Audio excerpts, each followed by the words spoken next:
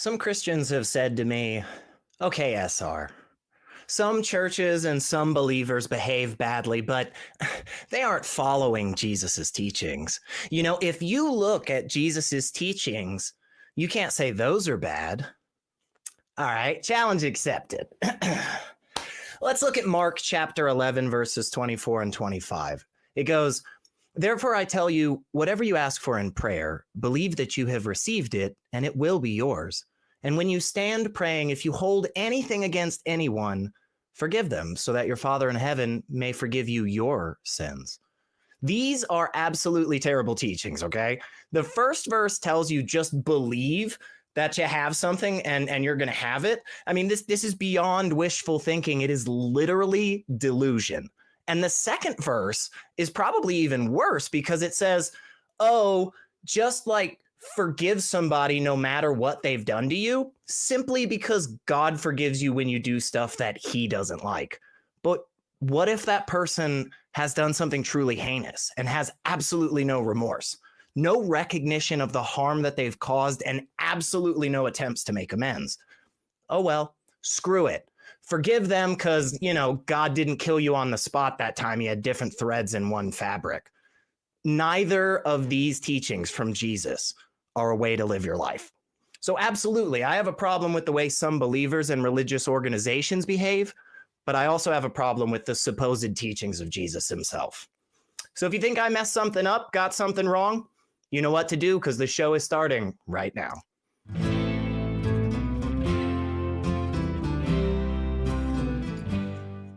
Woo! Welcome everyone to another episode of the Atheist Experience. Today is April 21st, 2024. I'm your host, Secular Rarity, and joining me today is my good friend, Richard Gilliver. What is up? Hello. I'm fucking very excited to be here, and I really am. And it's great to be on with you, SR. We go back a few years, you know, we always have lots of fun together. So we do. I feel contractually obliged to tell everybody out there that if you are a theist, and this hour of 4:30 is far too late for you to call into a call-in show to demonstrate your evidence for God. At 1 p.m. Central on Talk Heathen. Ooh. And we will be more than happy to take your call over there. It's really easy to do. It's the same number that's on the screen now. But and if you want to use your computer, you can go to tiny.cc/call-th. It's easy. Give us a call at 1 p.m. Central every Sunday. But it's not 1 p.m. Central now. It's 4:30. That's right. We're the Atheist Experience. So, SR, what are we doing this week? Well, you know, as always, we are here taking calls. We wanna hear what people believe and why they believe it. We want to know why, you know, people are trying to, you know, I don't know, say denigrate atheists for just being atheists, or, you know, stop people from critically thinking, or trying to impose their religion in government. You know, we don't like those things, you know, because, and you may not know this, Richard, but the Atheist Experience is actually a product of the Atheist Community of Austin, which is a 501c3 nonprofit organization dedicated to the promotion of atheism, critical thinking, secular humanism, and the separation of religion and government. So, you know, kind of very much in line with our mission. And you know, you and I, we love to have good conversations. We love to, you know, joke around and laugh and have fun and connect with people and stuff. But, you know, I was bringing a little bit of the spice at the beginning, you know, but I think because some of it might have rubbed off from you, you know, when we were backstage before the show, you had a little bit of spice in you today. There was something you just had to get off your chest, and it wasn't your shirt. We've established that's not happening. Maybe in the after show. Do not folks. Send your super chats asking to take my shirt off. It will not happen. It will not. But there was something you wanted to say. What was that, man? Okay, so recently, or every time I'm on Talk Heathen, I will make the comment that one of the biggest things that frustrates me is theists who come along to the videos that we put up after the show has aired, and comment, or the comment in the side chat, or the comment on the TikTok videos, and they're kind of just preaching at us. And that's not convincing. And I always mention this, and I always say, if you want to, give us a call on Talk Heathen, or indeed on the Atheist Experience, and let us have evidence or proof that God exists. Don't just preach at us, because that is the least convincing thing you can do. So the ACA, in their good wisdom, made a little video of this rant and put it on their Facebook page. There have been over 1,000 comments on that post, and I would say well over half of them. Not one of them has called in, by the way, which is hugely frustrating, but well over the half of them tell me that all I need to know that God exists is to sincerely pray. And this is where my rant is coming from, because I sincerely want to know the truth. And if God exists and knows this, I shouldn't have to engage in dishonest actions like unearnest prayer, because God would know I do sincerely want truth, while also not believing in prayer. So the method that you're giving me is what I call the investment opportunity method. It's kind of a weird form of the sunk cost fallacy, because it encourages people to keep putting in even when they're not seeing results for their efforts. And here's how it goes. So this is kind of the Christian talking. They have some property they'd like me to invest in, which is God. So they've told me that investment opportunity, so they've preached it to me, they've told me about it, and because I haven't been sincere enough, plowed money in, I have to be more sincere by opening my heart, plowing more money in. And if I still don't see God, it's not that God, the investment, isn't there, just that I've not been sincere enough. So I need to open my heart more still, invest more money, and so on and so on. And you can change this analogy slightly depending on the theology, because Christians disagree on theological concepts. So this also depends on whether God wants me to be saved in the first place. So not only is this investment opportunity not working because I'm not putting enough money in, but the con man themselves might pull the plug at any time. And this methodology is utterly, disgustingly flawed. If God does exist, he will recognize this. And I do not know will be perfectly acceptable from my point if he wants me to be saved. But if you're telling me this methodology you're presenting comes from God, this actually goes some way to convincing me that God doesn't exist. Because if there was an all-powerful, all-loving, all-knowing God, then he would recognize that this methodology is flawed, and such a being, if they want me to believe in them, wouldn't rely on such a system. So all you Christians who are out there telling me that this is the way we should go about prayer, it's a flawed methodology. You're actually going some way to convincing me that God is less likely to exist. And it's hugely, hugely frustrating. Stop telling me to be more sincere and to open my heart in prayer. Just call the fucking show with some evidence. It's really, really easy to do. Do that. Don't preach at us. That's all.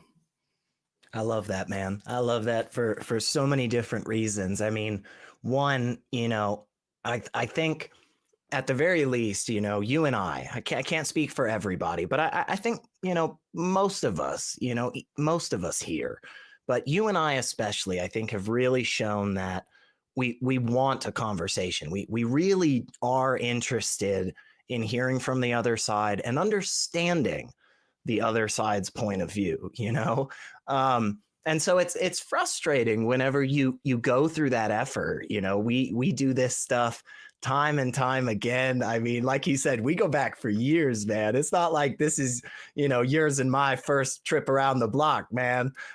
So we've done this for a while, and we value it, and we want to put in the effort. And then for people to just kind of come back to you and you're just not trying, man. Like you just didn't try hard enough, you know? And it's weird. And we were talking about this a little bit before the show started. It's weird how this is the only place that stuff applies, you know? Like Yeah. if I sent you a recipe, you know, of some chicken I grilled the other day, you know, like, yeah, sure, okay, because of the elevation, maybe it takes a little bit longer, or maybe it's a little bit quicker, you know, yeah, sure. But like nowhere in the world does the water fail to boil, right? Or the chicken not get cooked in the oven, you know? But for some reason, when it comes to this God stuff, it's just like, hey man, I don't know. I followed the bullet points step by step. I did them all in the order. I really tried, and I got nothing.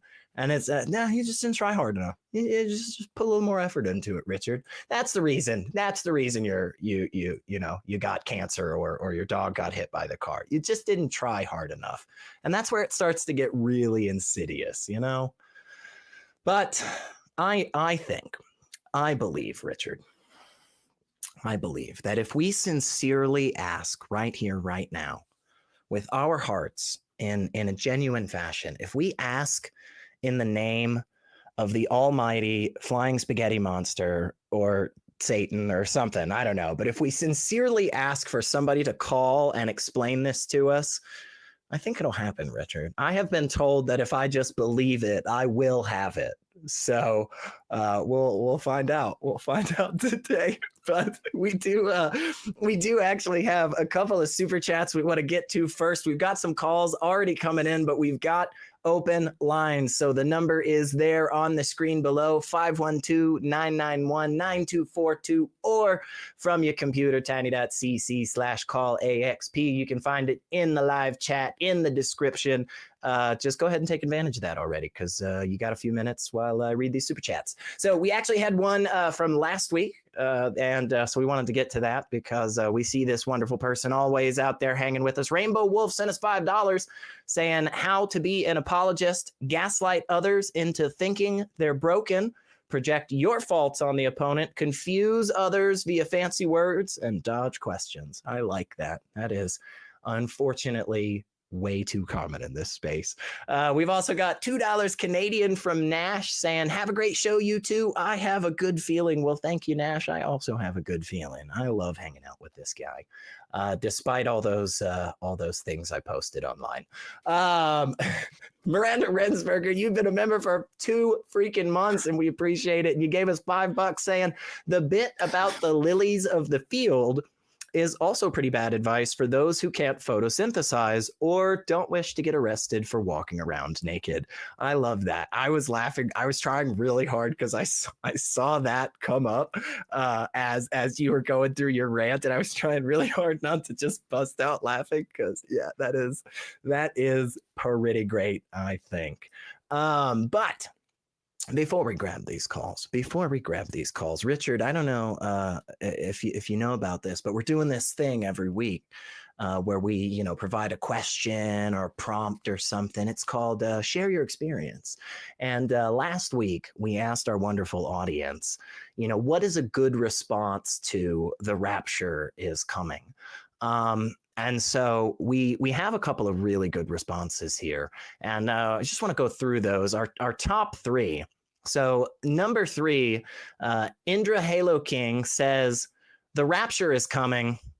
So am I. It was going to be one, wasn't there? There was always going to be one. Of course. And this is the thing. It's like, what does it say about our audience that there's always one? And what does it say about us that we always pick it? I think it says we're in the exact right place, you guys. Number 2, we've got Michael Yoder, 1961, says the rapture is coming, and if you aren't raptured, you may be entitled to compensation. I love that one. I love that. Like, I can see the advert for that already. Right? Like you get all the tithes back that you ever gave, to the church. Just pastor comes around, it's just like, oh man, it's like, what are you doing here, pastor? It's like, nah, not me either. Anyway, number 1, Medallion 1390 says the rapture is coming. Quick, everyone look busy. I love that. I really enjoy that. It's simple. Is that the Christians easy. or the atheists though? Because you have all these shit films like Left Behind, where you get all the good people are raptured off straight away, and then you're left with these, the Christians who are left spreading the message for everyone else. And it seems to me that a lot of the Christians I know, a lot of the Christians I interact with, those aforementioned in my rant, would probably want to be the ones left behind. They'd be the ones looking busy so they could be left behind to go and preach at people and go and to just talk at people rather than having conversations with them to say, look, we told you so. I made that TikTok video 3 weeks ago saying that World War III was coming. The Pope would be involved. Yes, he would. I told you that on my little TikTok video. I told you a rapture was coming, and lo and behold, it's occurred. They've all gone. They're all raptured. I told you so. I looked busy so I could stay here and just tell you that I was right. Now, you've got to believe in Jesus. You've got to pray with all your heart, because then even though the rapture's happened, you can still go to heaven. Oh, yes, you can, if you just pray hard enough. Is that for the Christians or is that for the atheists? I don't know. That's a good one, that. Yeah. Thought-provoking. Yeah, it is. It is. And I don't know. If I happen to be around when the rapture is happening and I'm literally watching people ascend to heaven, I think any believer that wants to run up to me and be like, I told you so, I just kind of feel like, yeah, you won this one, man. Like, good on you, I guess. I guess we'll know the truth when we're tortured for all eternity, Richard. And so until that day comes, though, hopefully somebody will call in and provide some evidence, because I still haven't seen any. But we do have a prompt for this week. We have something we want you to give to us, folks. Remember, get it below the video in the comment section. Don't put it in the live chat. I mean, you can put it in the live chat. It just won't be counted, so your efforts are wasted. Kind of like all your efforts on Earth, because, this life is dirty rags, but it doesn't matter. Anyway, Richard, the prompt for this week. Complete this sentence. When God isn't looking, I like to blank. What do you do when God's not looking? Absolutely the same as he is when he is looking. Because as far as I know, he's not there. So it makes absolutely no difference whatsoever. Yeah. I was thinking, did you ever play that game as it's like a little children's game, red light, green light? Where all the kids stand in a line, and then when the person, turns around, the green light, and then all the kids are on, so when God isn't looking, I like to try to take a couple of extra steps to get to win the game faster. But anyway, yeah, you wonderful viewers out there, I am confident will give us some great answers. And I'm always really excited to see. I always tune in every week to see, and you should too. So check out next week, right at the beginning of the show. You could be one of the answers. But if not, that's okay. You can always try again that week. But and don't mention masturbation whatsoever, because that's right out. That's true. That's true. Don't mention it. We won't use it. We won't use it. It won't come up, you guys. It won't. We won't. And we won't talk about it. We won't put that in our mouth whatsoever. I'm done. I'm sorry, guys. I'm so sorry. We do have calls. I'm going to go to him. We've got John, him in California wants to talk to us about the Bible. Hey, John, thanks for hanging out with us today. You're chatting with Richard Gilliver and Secular Rarity. What is up? Hey, how's it going? That's good, man. It's good. How are you? I'm doing amazing. I'm going to tell you the truth. I've been preparing to call you guys for a very long time right now. That's good. I'm calling you guys with nothing but gratitude. I'm telling you the truth of, I'm not going to tell you that you're the people that converted me to religion, because I'd be lying, and I don't think that you want to hear that anyway, but I'll tell you the truth. I was in a process where I was going to convert to religion anyway. I have. In the process, one of the, I didn't recognize him as it in the moment. I probably owe him some apologies, but the person I've now in hindsight recognized as my best friend, he's an atheist himself, showed me this show, and You guys are the ones that not only, I'm not saying you turn me to faith, but you turn me to the faith that I found, which I really genuinely believe is the faith, and I'm here to show you with some evidence. Yeah, man, that's what we're interested in. So tell us what this faith is, why you believe it, why you converted to it, all that stuff. And, just know that, we're probably going to jump in when we hear something that, maybe kind of raises our eyebrows or whatever, and we'll just have a conversation, John. So yeah, you got the floor. What's up? Please do. And I was just going to ask at first, is there any way I don't pay attention enough, but am I supposed to answer the question you asked us about what do we do when God's not looking, or is that just for the commenters? It's for the commenters. I mean, if you got a funny comment, you sure can throw it in, but yeah, I'd rather just hear about, what you believe and why you believe it, man. Listen, here's a literal Bible quote. I'll tell you, if God's not looking, it's a trick question. I'll do the same thing I do when he is looking, which is the same thing I always do, which is the only thing I'm capable of doing. Absolutely nothing, and just don't understand. I listen all the time because I know that it's not that I don't understand because I don't listen. I'm actually a great listener. Even after I listen perfectly, I still don't understand. That's what I would do when God's not looking, because it's what I do when God is looking. You practice for the fourth quarter. You'll do when you think God's not looking, you'll do whatever you're doing in your head when he is looking. Which, if you're doing the same thing out loud as you are in your head, it's a good play to practice.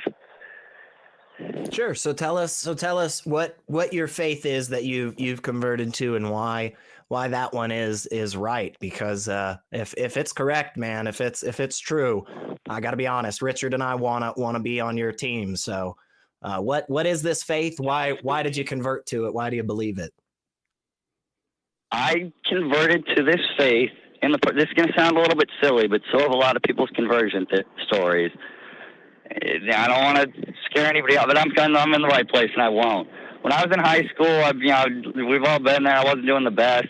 I did a lot of psychedelic experimentation. I sat down and I wanted to come up with the most literal interpretation, not what I wanted to believe, not what I thought was there, what's actually there, the most literal interpretation of the Bible, which is what I also want you to hold me accountable to. Not only do I want to convince you that I'm right, but it's also the most literal interpretation of Scripture too, which I'm not just saying the Bible, I'm saying the entire Scripture. Pentateuch, prophets, New Testament, even the final testament. I don't want to offend anybody. We'll get to there eventually, but it won't once we get it. Once you get everything, it's all there. When you say, just to be clear, when you're using the term literal, you mean like true? You mean like representative of reality? Like, no, I mean Amelia Bedelia literal. Take Jesus at his word. What did he say? Not what you want him to say, not what you kind of thought he said before you had to think about it. What did he say? Literal. Right, I'm just gonna straight literal. Just hang on just a second here, because I just genuinely feel like we might be missing each other here. So I just pulled up just the quickest dictionary definition of I could. So literal, taking words in their usual or most basic sense without metaphor or allegory, or representing the exact words of the original text. Do you mean one of those two things when you're using the term literal? Because if so, we can move forward. If not, I definitely mean the second part, and of the first part, I mean the most basic part, like the word. Yeah. Cool. I'm with you then. I'm on the same page then. So you've got the most, accurately representing of the original text of what the Bible is, and you're saying these words are taken in the most plain reading, usual, basic sense. Boom, I'm with you. Yeah. I think we're on board. Okay, so what is this? And how did you figure this out? Why has everybody else got it wrong? The last thing I want to do before we start, it's the ground rule. I just wanted to ask you, I'm going to let you cut the deck. If we talk about Bible quotes, and this is gonna matter because I said literal, do you want me to provide the Bible quotes from my Bible, or would you be more comfortable doing them from yours? It doesn't matter to me. I'll accept whatever Bible you're reading, John. It doesn't matter to me. What Bible are you reading from? Just out I mean, of that could curiosity. help us. We could just look up that translation. Bible. What, sorry? I'm making that concession because I want to make sure that I have the right burden of proof. We understand that. Sure. You know, Sure. if you tell me that I'm changing a word, then it's not literal, right? That wouldn't be literal if I changed a word. So anybody who out Which there, even Bible are you reading from, John? change the word of the. Yeah. John. I'm going to do New International Version. It's English. Okay. One's in English, Cool. right? But I don't speak. You know, I'm limited. No. That again, we're trying to get on the same page. We're willing to say, hey, cool. We'll take the NIV, bro. Like we're on board with that. You're not putting us out whatsoever. So yeah. Go ahead from there. All right, I'm ready to start then. Let's We do do it. John 1. Okay. I'm scrolling to it. I got it on my phone. I'm pulling it up. We're going to start with John 1. And I said literal, right? Mm-hmm. Let me get to it. Sorry, I'm stalling. I'm just buying time. Here we go. No, that's 1. okay. John Yeah, 1, chapter 1. In the beginning was the Word, and the Word was God. And the Word was with God, and the Word was God. And we just want to point out, the word is a bad English translation. I like the original Greek logos a lot better, and it makes a lot of sense when that's a literal Would you grant me that? If I put logos in there, I'm not changing anything. That's what it was originally, and it makes a lot. I'll let you use the term logos. I just feel like because both of us are English speakers, we should just do that thing where we just use other English words to like help us understand what you mean by logos. So what do you mean by logos, man? Perfect. I mean the laws of physics, whatever drives. So if God was outside of our material reality, and God the Father, I believe in the Trinity, so I believe that God the Father was and is and always will be, and Christ, who is God operating in our material reality, along with the Holy Spirit, according to John, is the Logos. So originally, before material reality, that's just how everything worked. And then when God made material reality, obviously not everything goes according to plan, but there are certain things you cannot violate. Laws of physics, gravity, fundamental forces. So would it be fair? Would it be fair? And that's what Jesus is, according to the Bible. Hang on just a second, John, and then I'm gonna ask you one question. Just try to give me as close to a yes or no on it as you can, and then I want to kick it to Richard. But would it be fair then, in your understanding, if we changed the first verse here to "in the beginning was the laws of physics, and the laws of physics was with God, and the laws of physics was God"? Do you think that's a fair understanding of that? Because yeah, 100%. Cool. Okay, cool. That's all I wanted to know. Richard, go ahead, and then we'll give it back to you, John. Yeah, my first kind of thought on that is why do you think that God can't break the laws of physics when it comes to that? Yeah, it's a good question. Because God is the laws of physics, and how can a house divided stand against itself? That's from the Bible too. But you said if we're talking about the Trinity, and I'm assuming that you're referring to Jesus when you're saying the word. Jesus is both fully God and fully a man. So is not fully the laws of physics. There are no ecumenical council came up with the idea that Jesus was fully the laws of physics. But let's just take that aside a moment. You've just said God is the laws of physics, but God is also outside of the laws of physics. So why can't God break the laws of physics? So God is the laws of physics, and there's multiple He's not outside the laws of the physics. The Father is outside. Yes, John, God the Father is. John, Christ John, is not. He's here, and that He is the laws of physics incarnate. Sorry. John. So when you said God was outside the universe and then created the universe, are you suggesting that the laws of physics existed before the universe existed in God? Yes. Yes, they were God. They are God. That's what God is. That's what the Bible says too. Was God. No, the Bible does not mention the laws of physics at all. Yeah. You would get to that after you went down this route. We've already. I know. We've already hit a bit of a snag in John. Hang on. We don't want to have to mute you, man. We can do it like that, man. I don't want to do that, guys. Yeah. Let Richard finish. We've already hit a bit of a snag in you saying that you're going to kind of demonstrate God through the literal interpretation of the Bible, because what you've done is you've inserted a meaning on it which was not there. It's not a literal interpretation of the Bible. It wasn't there in the original. It's not there in context. You've just imprinted your own interpretation on it. So where has this interpretation come from? I respond in two parts. Yeah. The first part I would say is I grant your point if this is all we talk about with the Bible, which would be a good point to bring up to me if I was trying to cherry pick. The reason it's literal, and I said scripture, not just the Bible, so I'm talking the Quran as well, which is long. You can do this with every part. Once I explain myself, we have to get to my hypothesis before we can test it. But I actually do believe, and this is why I asked at first, was whether you would accept the translation logos. I believe that the word logos, as it was written by men, was intended to convey what we as English speakers would understand the same concept as and refer to as the laws of physics. But it doesn't. Why? And no linguistic would put that on there. And also, I don't want to take this too far off track, but you've just thrown me another little tidbit I've got to chase. When you say it also includes the Quran, where are we stopping? Are we including the Tipitaka, the Upanishads?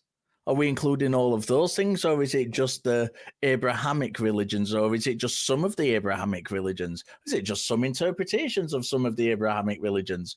Where are we stopping? Are we including the Book of Mormon? Yeah, we're including everybody, and the Quran says that too. Thanks for the pop quiz, though. That is fine. The problem is the Tipitaka doesn't. So if we're including all religious texts, then we've already got a contradiction, because in the Tipitaka, in every instance where it mentions in fact, it doesn't mention a beginning of the universe. That's the problem. It says there is an eternal universe. It goes on forever backwards. There was never a beginning to the universe. So, we've got a contradiction there. So what? Go on. I'll put it this way.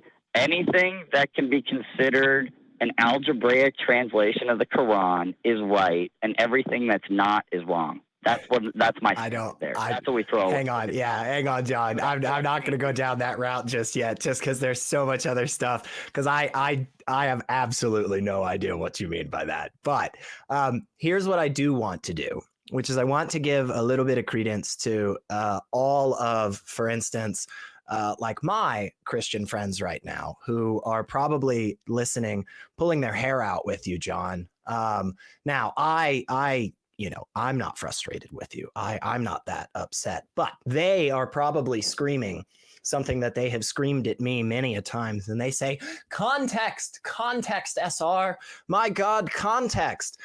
You do know that John 2, the very next verse says, he was with God in the beginning. How does that literal understanding in the most usual and basic and plain of those words, how does that in any way, shape, or form refer to what you were trying to do with the first verse there? Like, I'm fine with changing word to logos. I think that's 100% true. I just, when it comes to the connection between the logos and the laws of physics thing, disregarding how we have laws of physics before we have the existence at all, just not even going to touch that. But just how does that John 2, the very next verse, fit with your understanding of the first verse? I really want to give you an honest, sorry about that. I really want to give you an honest answer to that, but the first rule you said, we all had to agree with it, is we're not allowed to talk about masturbation, so I can't. Sorry.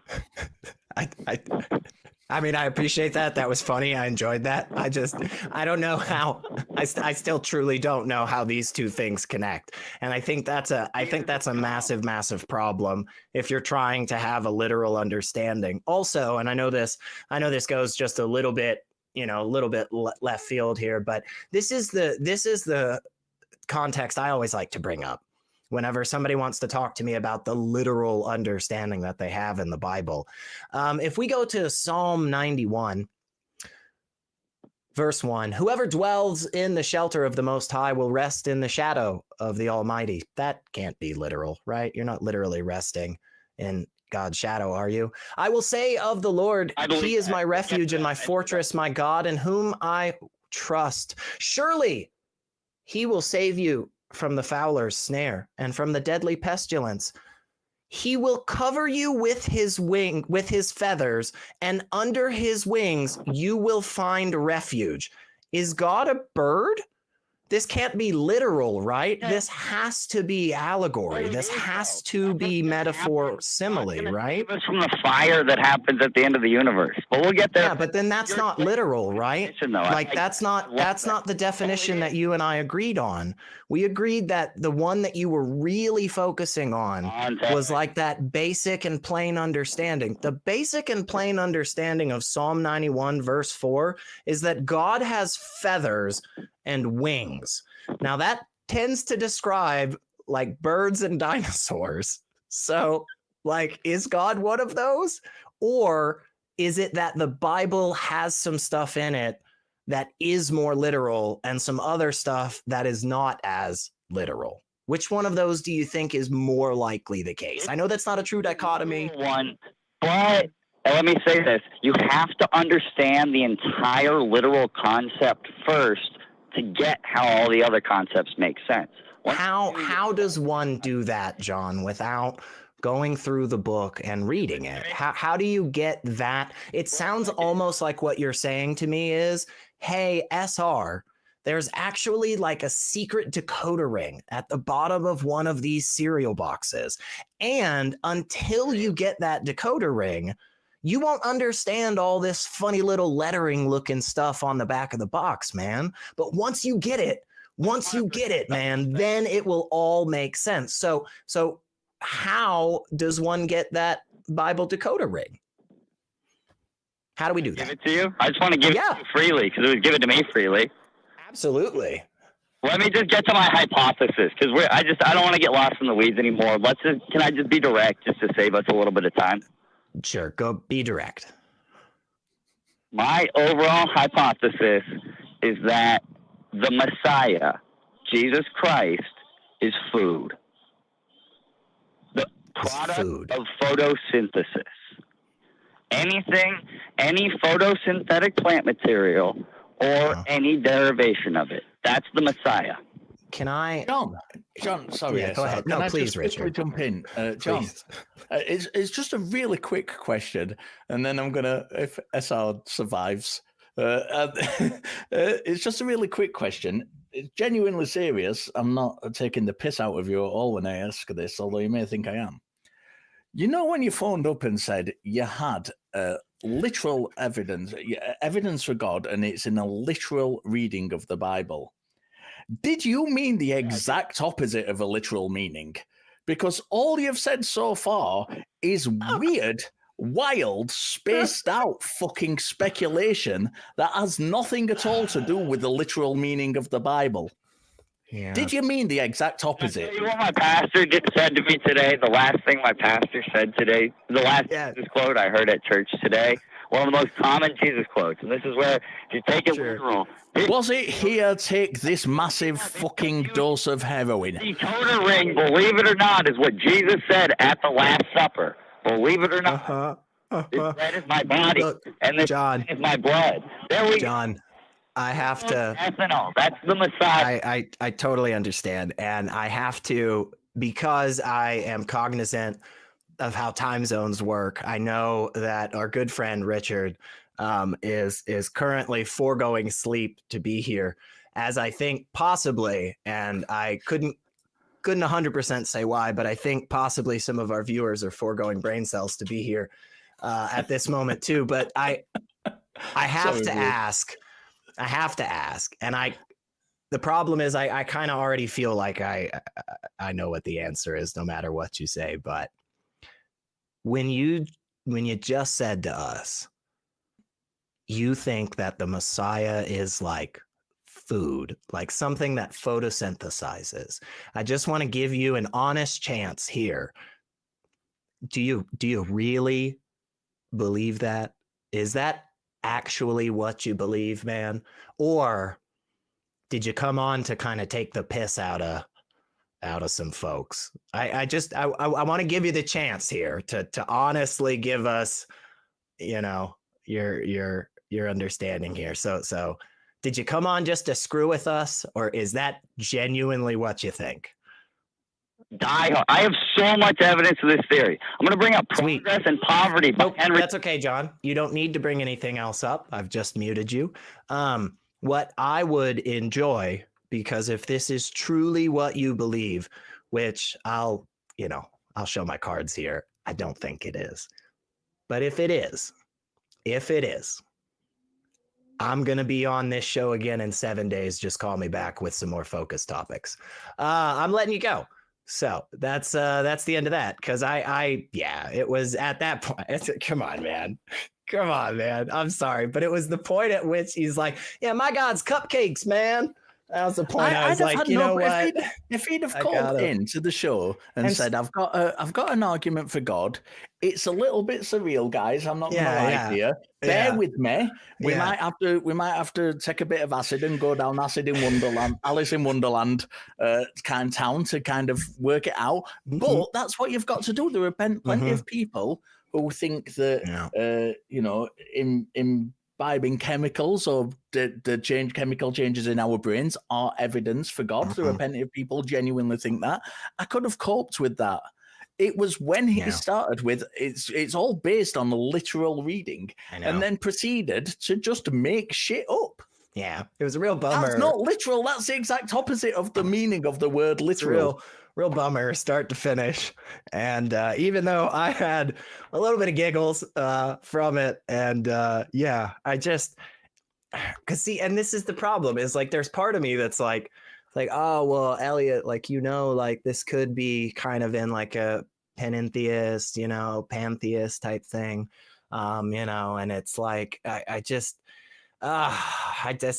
don't know. If you're serious, John, and I mean this, if you really actually do believe that, I will begrudgingly take your call next week if you call me back. So, but we've got other calls and we've got open lines. So if you out there are a believer, you're a theist, a Christian, a follower of Christ, a Buddhist, a Hindu, I'm not going to keep listing, but you get my point. If you believe stuff, give us a call, because currently we have not had any good evidence, but I'm sure we'll get some. But in the meantime, let's chat with a couple of our atheist friends. We've got Buddy, they out in Michigan, wants to talk with us about something that believers say. So, hey, Buddy, you're chatting with Richard and SR. What's up? Hi, SR. Hi, Richard. How are you guys? Hey. Great, thank you. How are you? Yeah. I'm doing well. I'm enjoying my heathen-ass Sunday. Very good, very good. So I would like to posit to both John and all the other theist callers. I know that, quote unquote, the beginning, capital T, capital B, that's a big point of contention. And I know it's been an argument for the last 20 some odd years, or more. But if that kind of thing is going to be part of the discussion, just get it out and let us know what you think about that part of the whole creation stuff, because there seems to always be such a hang up about it. Yeah, so it kind of sounds like you're asking, when believers are talking about the beginning, what exactly are they referencing? What do they mean by that? Is that where you're going? Correct. Okay. Yeah. I think there's a couple of different ways of thinking about it. Streamline the conversations a lot in the future. Yeah, I think it can definitely help. I think one issue is, especially if we're looking at the Abrahamic faiths, there's really, really good historical, textual, archaeological reasons to accept that these creation stories are all building off of each other and have a very direct line in terms of the milieu, the kind of the, you know, what was flying around in the air that day anyway. Is a lot of people thought like, hey, this is kind of how it was going, you know, and we see this around the world, right, with various different groups of people that are all, you know, in a similar area but not exactly the same group. And so I think, you know, in one aspect of it, it might be a little difficult simply because of the fact that you're going to have to be having a conversation with a believer who already has that understanding of like the ancient Near Eastern Mesopotamian myth stories and myth construction. You know, like if you have to go through 20 minutes of trying to just explain like what the Epic of Gilgamesh is, you know, and you haven't even gotten into, you know, any further in the conversation. Bro, like a 2-hour diatribe. Yeah, right. You know, but I still think there's, you know, especially if you have the time and the right interlocutor, I still think there's great value in doing that. You know, with religious folks. That's why I'm such a big fan of Derek Lambert and Myth Vision and, you know, his stuff over there. But the other side of it, I think a little bit more practical, kind of maybe biting off a bigger chunk of what you're going for with this is, I think what they're talking about is the beginning of existence in the best way that we can understand it, which is kind of the same thing I think most of us on the non-religious side are talking about when we talk about the beginning. What happens before zero? Yeah. I mean, that's a huge conversation because now you.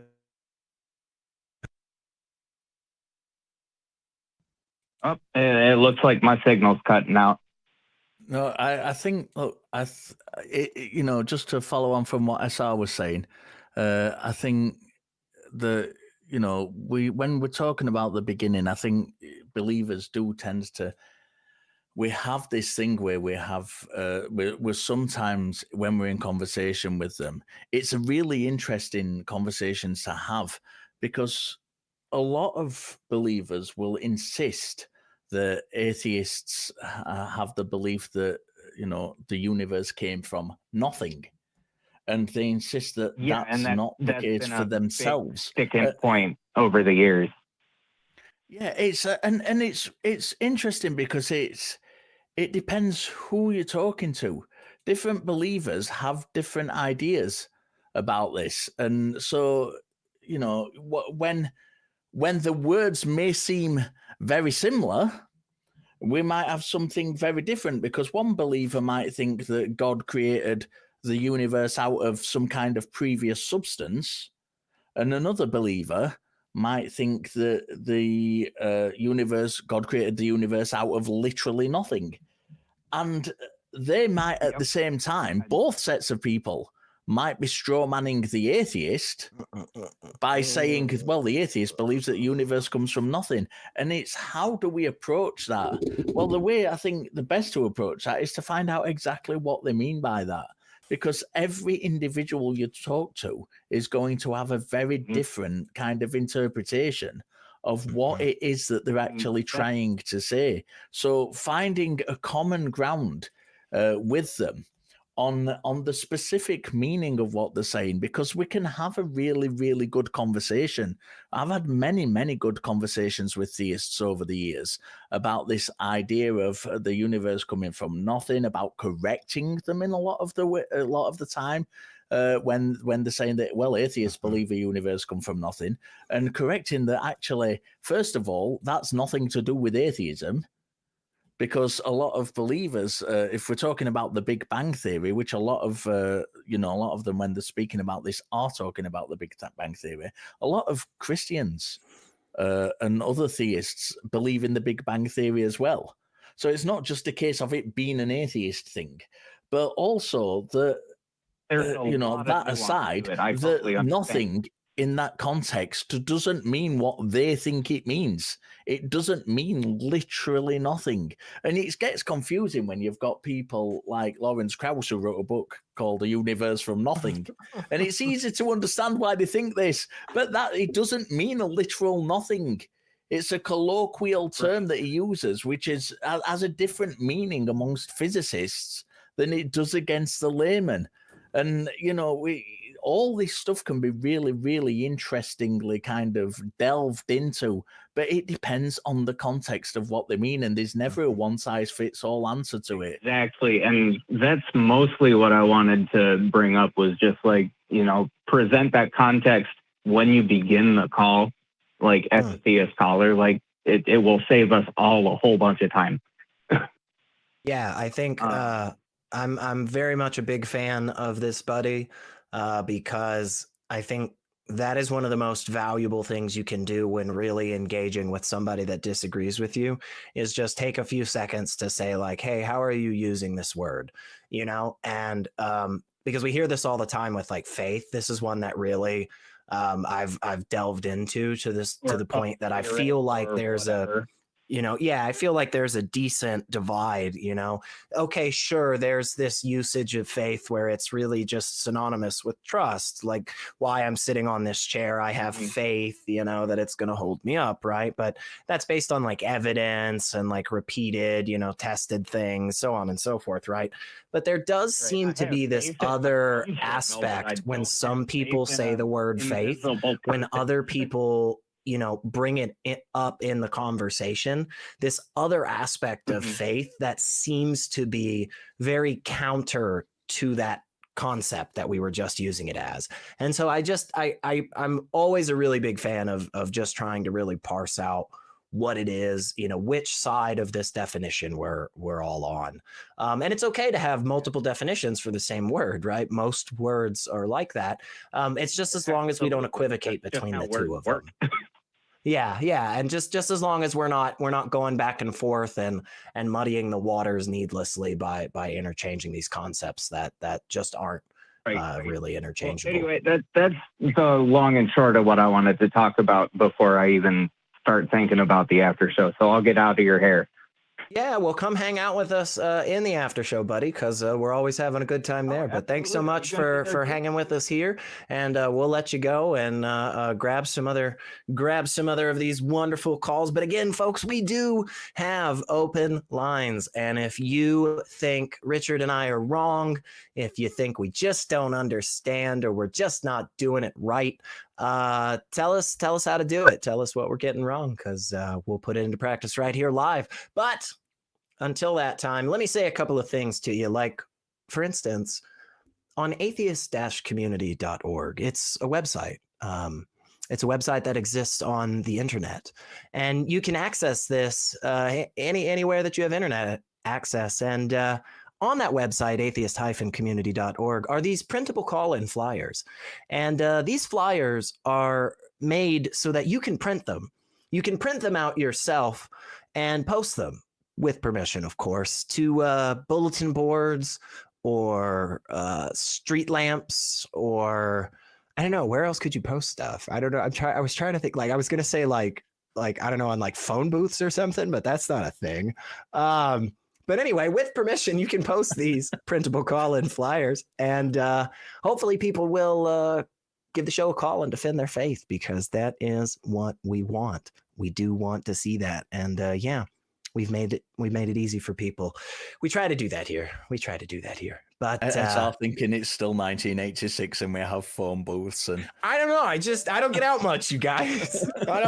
I stay like right here mostly. But my bed's off camera, my toilet's off camera. That doesn't matter. Anyway, the point is, we're gonna grab another call. But before we do that, I am gonna say a couple of fun, cool, awesome things that our community is doing out there while Richard and I are rambling, looking like fools up here for you. We have a $5 or 50. Is it 50? Holy crap. Hang on. Let me see that. $50 Canadian super chat from David Tech, who is actually a new freaking member. So thank you very much for that, David. And David says, Hail Cthulhu. That's a beautiful message for us to get out there for people. Hail Cthulhu. We also we also have happening right underneath us or to the side of us. I don't know how it's positioned on your setup. But Richard, did you know that Quantum Answer, who's been a member for 2 years, by the way, Quantum Answer just gifted 20 freaking Atheist Experience memberships. How amazing is that? Thank you very much for that, Quantum Answer. You are helping keep this community flourishing and alive. So all of you out there are now obligated to thank Quantum Answer repeatedly throughout the show. I don't know, at least twice, right? That feels right. Like once now, once maybe near the end. But you also have to show all those emojis that you just got access to. I think my face is down there and other more beautiful faces as well. So get your calls in. We still got open lines. We still got time. We're going to keep Richard here as long as we freaking can.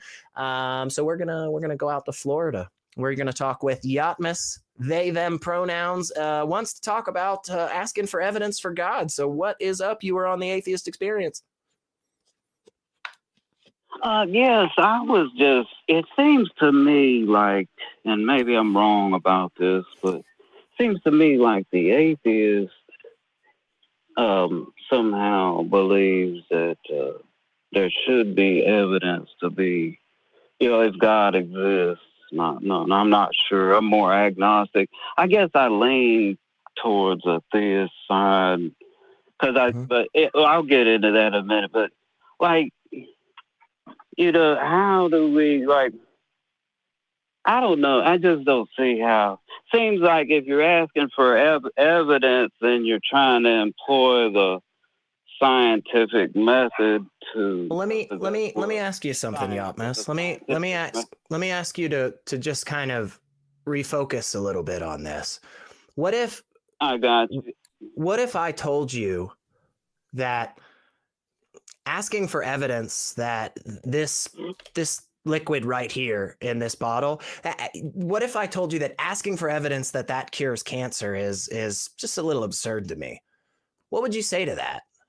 Like, I'm up here holding this bottle telling you that this thing is going to cure cancer potentially. And you say, well, gosh, SR, that sounds kind of crazy and untrue. It won't. It's just water. But if I said to you, why are you asking me for evidence? That seems crazy. What would you say to that?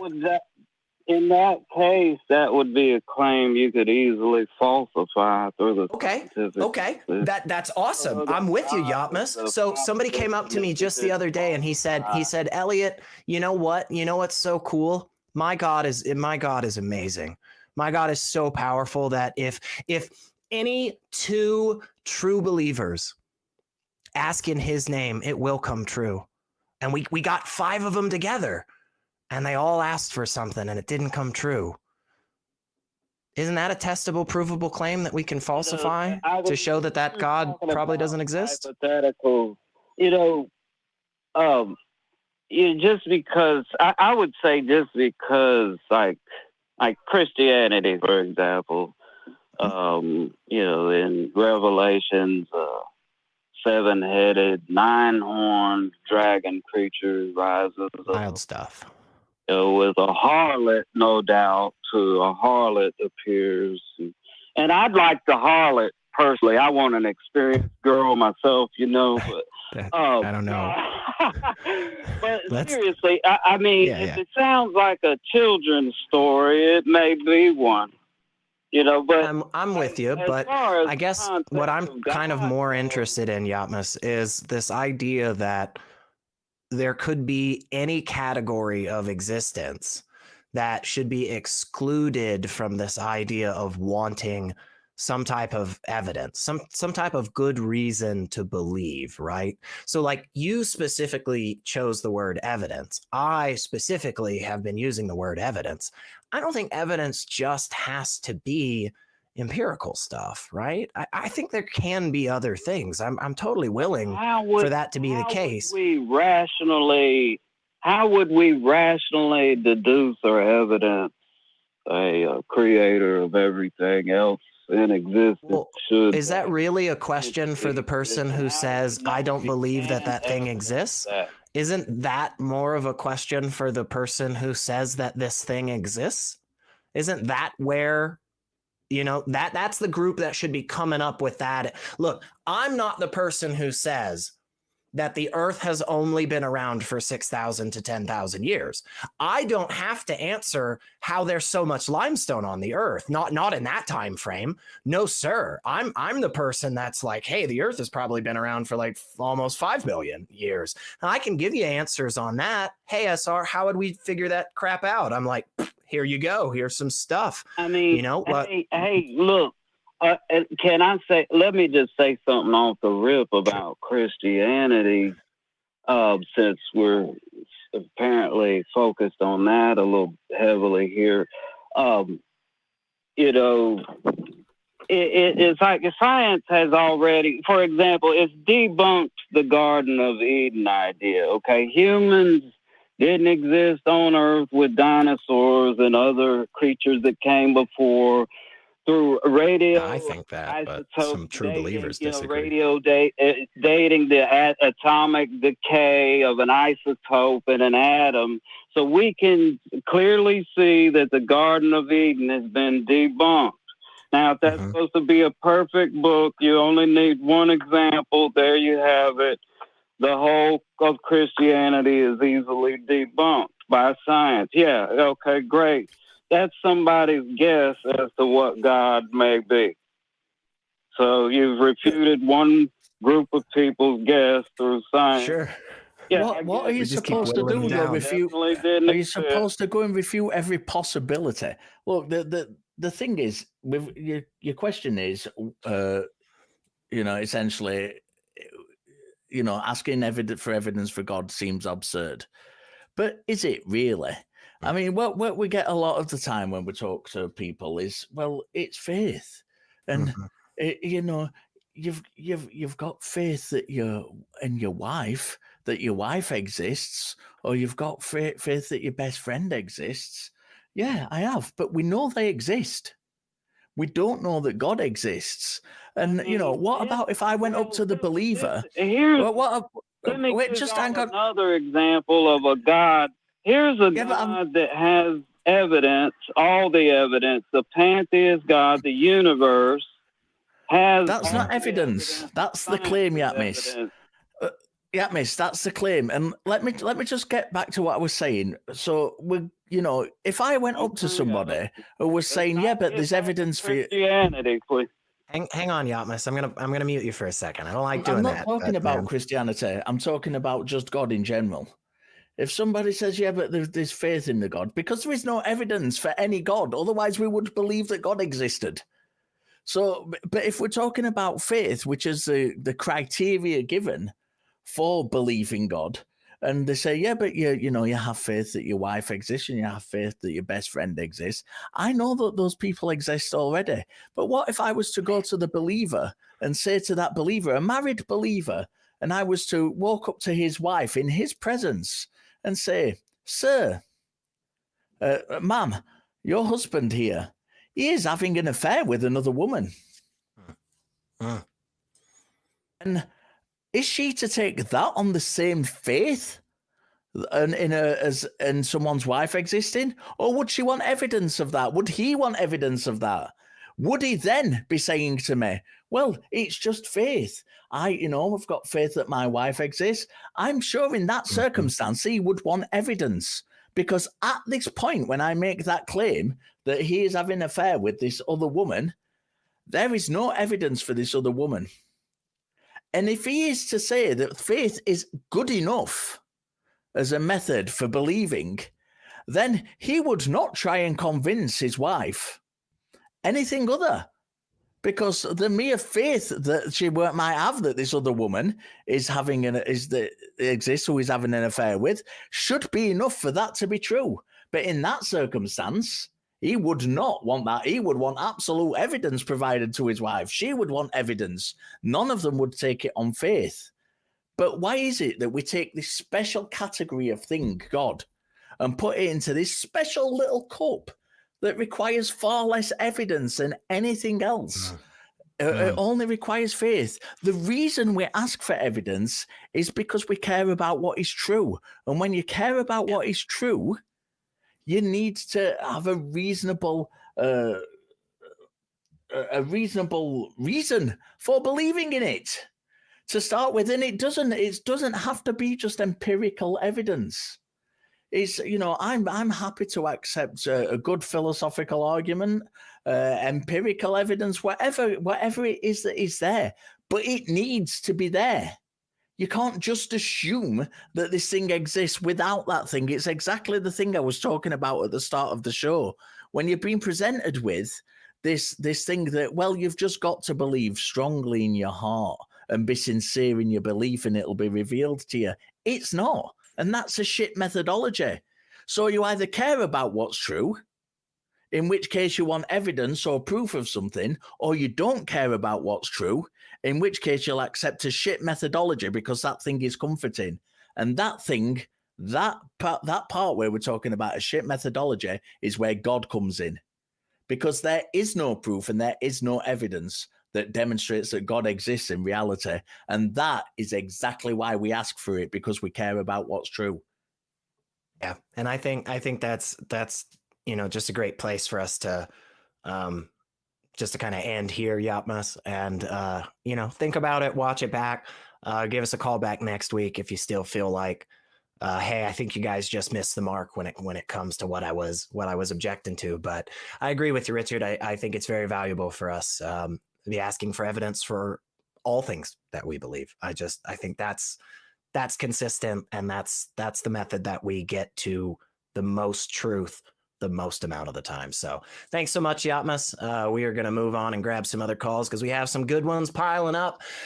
But right before I grab this, I'm going to say real quick that the ACA wants you to know what is going on in our community. And for that, we've got an updated website. So all you got to do is go to www.atheist-community.org. You can learn all about the organization itself, its policies, and how you can get involved.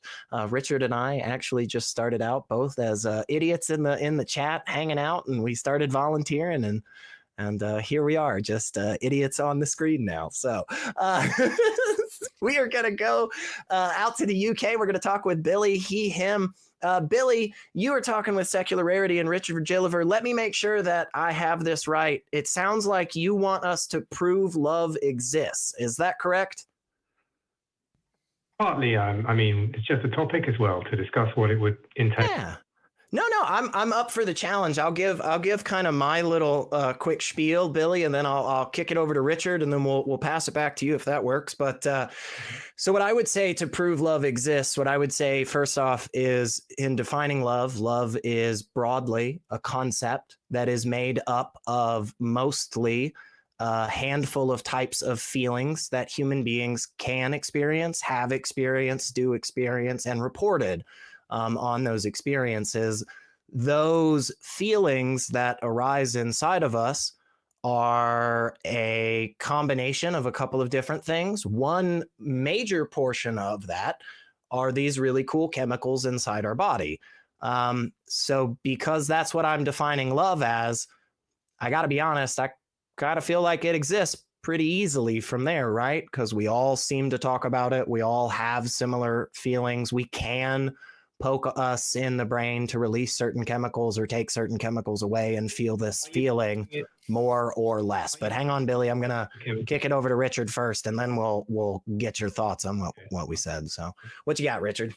Yeah, there's a really helpful book when discussing this, and it's called A Human History of Emotion by my good friend and non-profit, the ACA's own non-profit, Dr. Richard Firth Godby here. Badass, and he speaks about the emotion of love in that. And it's not just this like invisible thing that exists. It is part of the chemicals in our body. It's part of the way we're wired. It's a part of the way we interpret the world. And it's really, really good to kind of understand this. We have... and this applies. I mean, this is not an abstract concept, but we can prove purely abstract concepts exist in reality, and as well. So, love isn't a purely abstract concept. Love is an emotion. It's the word love And the kind of description we give to love is just a descriptor to what happens chemically in our bodies and our relationship to that happening. So it's a real thing. It's something that exists in reality, which we can kind of assess and we can measure and we can describe. So I think Richard and I are broadly on the same page there. Also, that Richard Firth, God Be Here guy, super badass dude. But Billy, what do you think about what we just said? Yeah, I'd like to ask you both. Then, it sounds to me like you both define love as entirely a chemical process, or No. And I understand why it may seem like that was what we were saying, but I truly think what both of us are saying is there is both a conceptual aspect to it, right? There is this like this is the reason why we can paint really pretty pictures of flowers 700 years ago, and then people go like, yes, love, because there is this conceptual aspect to it, but there is also this just very innately physical, just rocks and sand, like just earth, just here tangibility to it. But that's not all of it. You do think that, right? Because if we really start talking about what neurotransmitters do in the brain, you're gonna hear somebody go, "Oh my gosh, oxytocin!" Like it's the love drug, but it's not. Oxytocin does a lot of things in our brain. It is very much associated with those happy, good feelings that we call love. But I wouldn't say that feeling in and of itself or that chemical in and of itself is what love is. It's got multiple aspects to it, right? Excuse me. So you would say we couldn't fully describe what love is purely with a chemical description.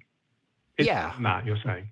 Yeah, I think there is absolutely more to it than that, but that is a huge part of where those feelings come from inside of us. Do you mind if I ask something? So the other part that is not a chemical process, would you say that also exists? Yes, as a concept. Yes. And how would you demonstrate? I mean, does it need proof that exists? Would you say you could prove it exists? Yes, we can prove concepts exist, right? Just the same as like if I asked you right here, right now, just do your best. It's not some crazy gotcha or anything, Billy, but like describe a unicorn for me. Can you do that? I wouldn't say a unicorn exists though.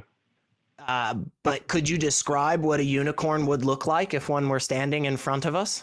What would that look like? I have a description in my head. I would put money that Richard does too. I'd also put money that you do too, considering you're in the UK and Scotland's animal is one. But what do you think a unicorn looks like? Just give me any description whatsoever. Does any concept come to mind, Billy? This isn't a gotcha. This is a serious, simple question. Well, my answer is that I don't think unicorns exist. They're fictional. But I think I'm asking. But what would a unicorn look like if one were real? If the three of us were standing in a room, what would a unicorn look like?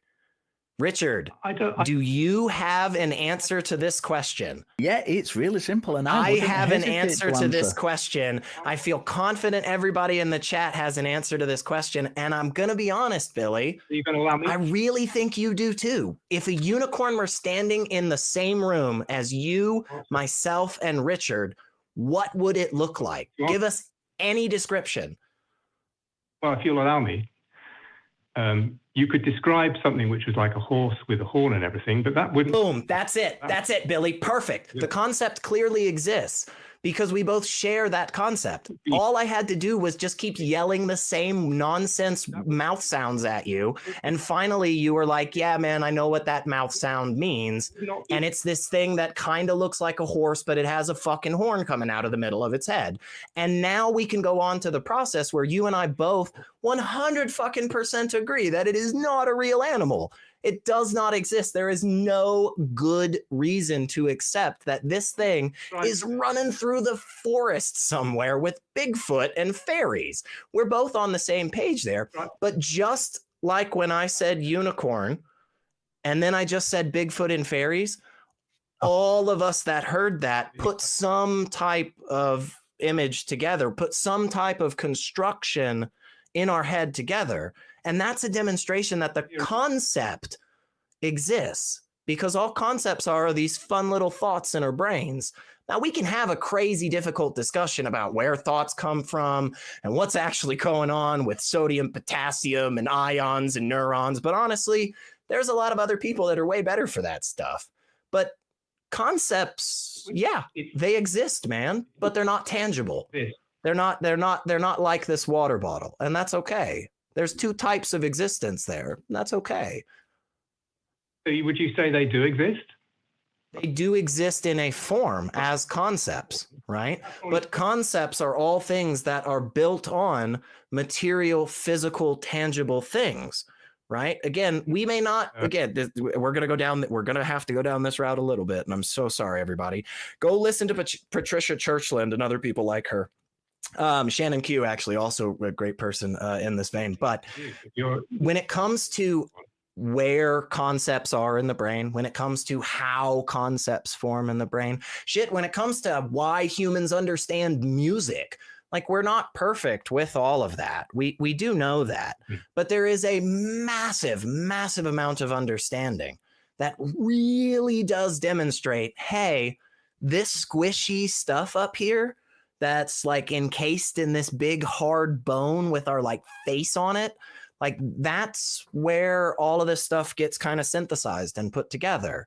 And so, yes, concepts are not tangible in the same way that an actual horse would be if we're all standing together, right? A unicorn is not going to be in the same category of existence as that actual freaking horse that we're riding and petting together. Billy, what was the importance of this question for you? Because when he came to because when we separated the fact that love has a distinction between the chemicals and the conceptual aspect, the question that he was focusing on was whether or not concepts can be shown to exist, and what is that nature of a conceptual existence. And so there's a difference between tangible existence and conceptual existence, but both fall within the same material realm of existence. Does that make sense? Hello. Did you wish to have a conversation with me, or are you just going to do a long monologue? Well, I'm going to mute you for a second. And the reason I'm going to mute you and not drop you is because I love the folks from the UK. And I know in general, you're just a bit more snarky fuckers than us in the US. So I'm not going to take offense to that shitty comment. But what I am going to do is say, yes, concepts do exist in a form. They're not tangible, but they absolutely do exist. And I think that can be demonstrated in part by when we say things like unicorns, which we all agree are not tangible, but we do all kind of coalesce around an understanding of what they are, right? So if you'd like to discuss that and whether you have any pushback on that, we sure can. So I'm going to unmute you. What do you think about concepts existing or not existing? Are you asking me? Yeah, Billy. Hello? Yeah. I don't think we have a description of what a unicorn is. We can describe a horse with a horn, but that's not a real thing. That's a horse with the DNA of a horse. We know horses exist. I mean, all we're thinking of when we describe a unicorn is basically a horse with some extra protrusion. That's not a different thing. That's a horse with some sort of deformity. No, that's literally the fucking description of a unicorn. When people believed unicorns did exist, that was the description that they thought of. Well, they were wrong. Do you have trouble, Billy, understanding what a concept is? Yeah, this is what's confusing me. When people believed unicorns existed, they don't exist.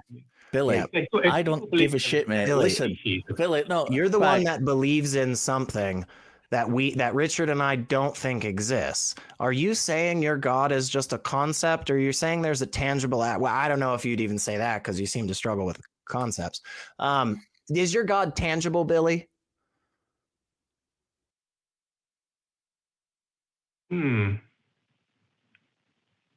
That shouldn't be a hard question. Tangible.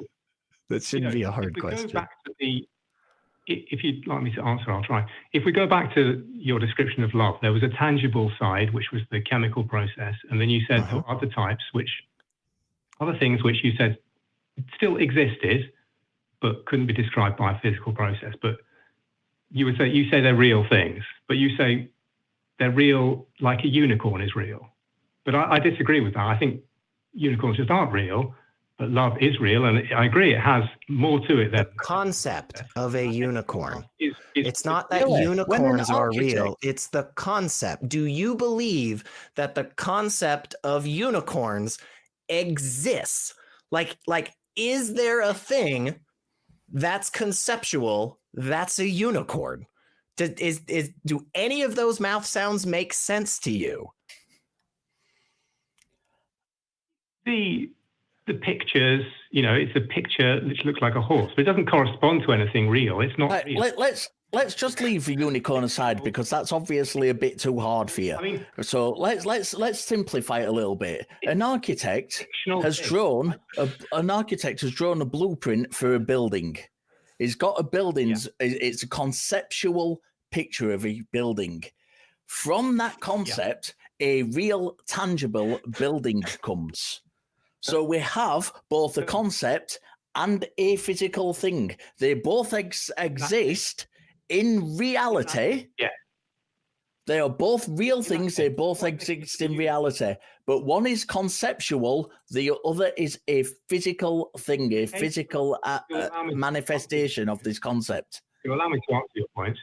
In the case of a building, then definitely it can be corresponded to an actual thing because you can follow the instructions. In the case of a unicorn, nothing corresponds. No, forget the unicorn. Forget the unicorn. I'm not bothered about the unicorn. The unicorn's dead. Boom, we've just shot the unicorn. Fucking dead. No more unicorn. Let's just talk about the building. Yeah. The point at which the building is blueprints only and no foundation has been laid.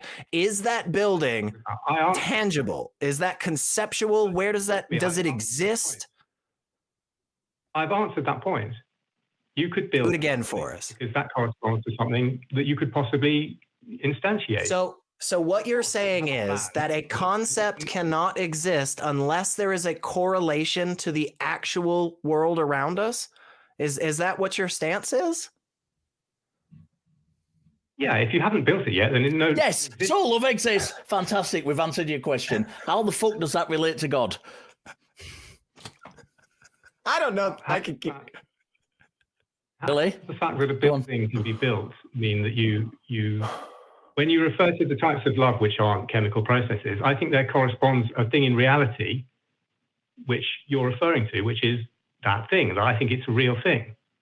It may not be a physical chemical thing, but as we've agreed, there's more to it than just a chemical thing. I think that actually exists in reality, whereas Of course it exists in reality. I just think we're gonna have a real struggle if we can't accept a conceptual existence. Like if we can't accept that there are things out there that like are just like thoughts, then I don't even know how to have the conversation, man, because it feels like you are just working with like maximum a fourth of the deck, because it's just like you're just writing off every idea out there that doesn't have a tangible relation in the world around it. And it's just like, then you have to ask the question. Then you have to go do this stupid thing of being like, oh, well, like are numbers like tangible? Like, and so this is the problem, Billy. I think you need to go have a little bit more of a think on conceptual existence. Just literally type those words into all the socials and the Googles and see what comes up. Cause I feel like there's going to be a lot of it. Because I'll just be honest, like the shit I was saying right at the beginning of this conversation, I didn't just come up with that. That's not on me. That's like a bunch of people that have been talking about what thoughts are for a long time and how they do exist, but like don't exist in the same way as like, other things. No, it's okay, Billy. I appreciate you. And we're going to let you go. And like I said to the other caller, I'm on next week. Give me a call back if you want to. But I don't know. I really felt like, and I know this, I'm biased because I think my, examples are great. That's why I think of them. Right. But, I really feel like what you said about the blueprint and the building was like more steps to follow than the unicorn one. And so I was really struggling that we couldn't, I was like, just give me a concept. What do you think of when I say unicorn? And he's like, well, I don't think of anything. They're not real. And I'm like, that doesn't make fucking sense, man. You think of a horse with a fucking horn. The problem is when people like Billy come along or want to try and throw gotchas at you, and they can't even bring themselves to admit that, like, how long did it take you to get him to admit what a unicorn was, just to describe the concept of a unicorn? Stupid, I know. It's, and nobody's saying that because there's a concept, it exists in reality, but we know love exists. Right. We know it's I literally described to him what it was. It was a relationship between those chemicals and our interpretation of the world. It's a complex thing. Emotions are complex things. A tangible side and a conceptual side. Like, I mean, please, guys, please. I am known for spending way too long in the Discord after shows, and I will do that today after this show. Like, if what I'm saying about this difference between conceptual existence and tangible existence is just fucking wild out of left field, come to the after show, yell at me, because I honestly believe that makes a lot of sense. But hey, we got other calls, but we can't take those yet. No, we cannot. No, not just yet, because I have to do something here that I always love to do. I always love to shout out the wonderful, the amazing, freaking credible crew who put this show together every week. And I am extra excited today because we have a birthday on the crew. Happy birthday to Microbyte. Wish him a happy birthday in the live chat by typing !Microbyte. Shout out him and all the wonderful work he does, and all of our wonderful crew members. They put up with myself and Richard yelling about unicorns, and they don't really give us that much shit about it, which is super kind of them. We do have some other really good calls. Richard, I'm gonna try and not keep you too long. I do want to get to this. We got a great email that has some wonderful stuff in it. A couple of really good comments for Richard. I want to get to those before the end of the show. So let's go out to California. We're going to talk with David. Him wants to talk to us a little bit about the origins of the cosmos. Hey, David, you're chatting with Richard and SR. What's up?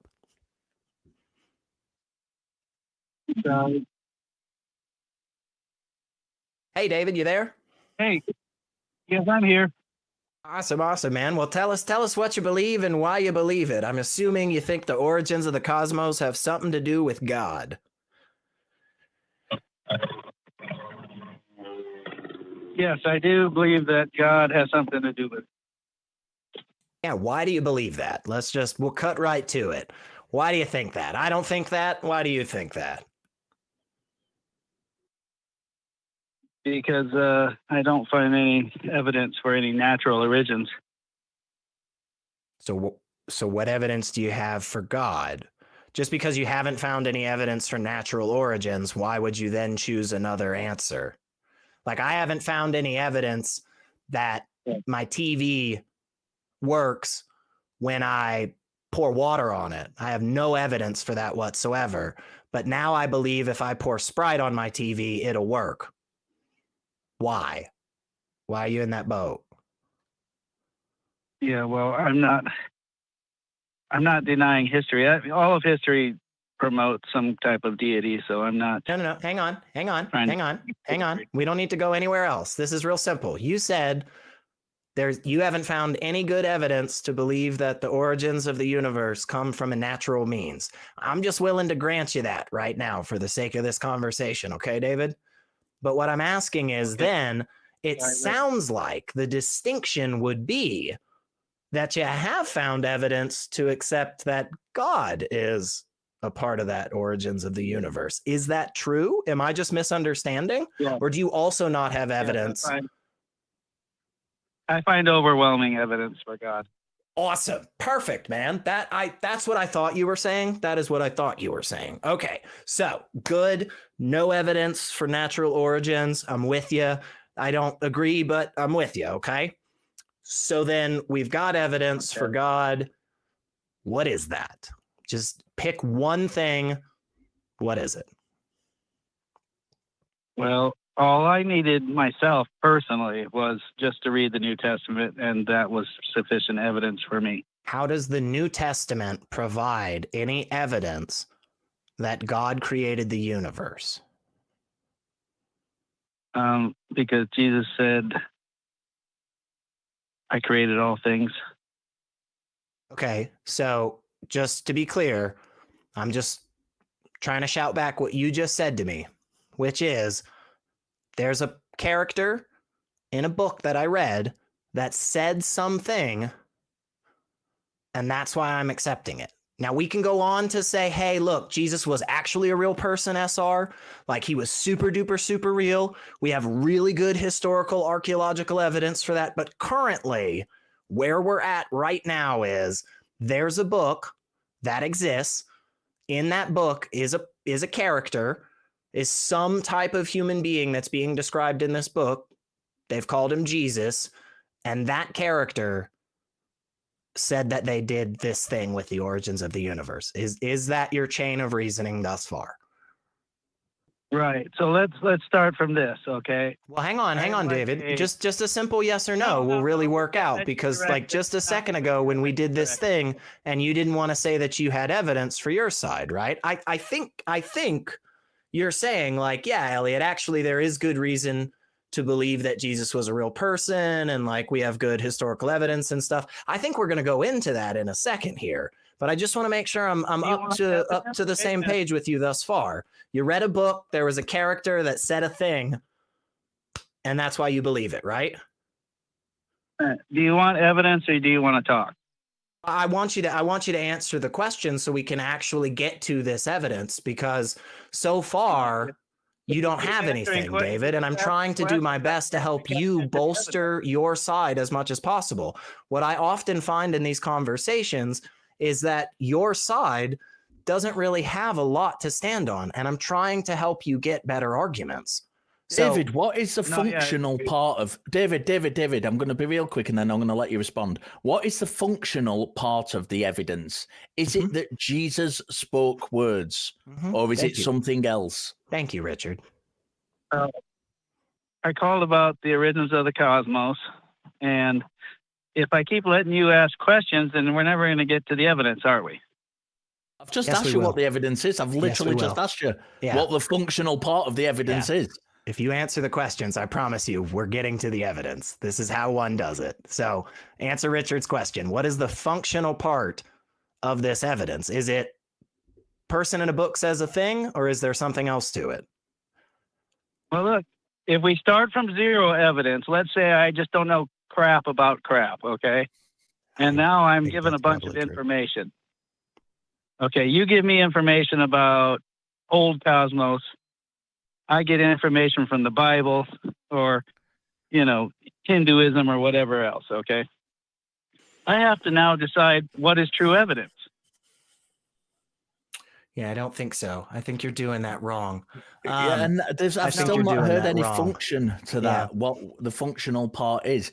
Is it that you said that Jesus said the words, this is what you said earlier on, Jesus said the words, and that is evidence to you. Is Jesus speaking the words? This is what Elliot was trying to ask you. Thanks, is Richard. Jesus speaking the words the functional part of the evidence? Is a person saying something in a religious text functionally evidence? Is that the functional part of the evidence?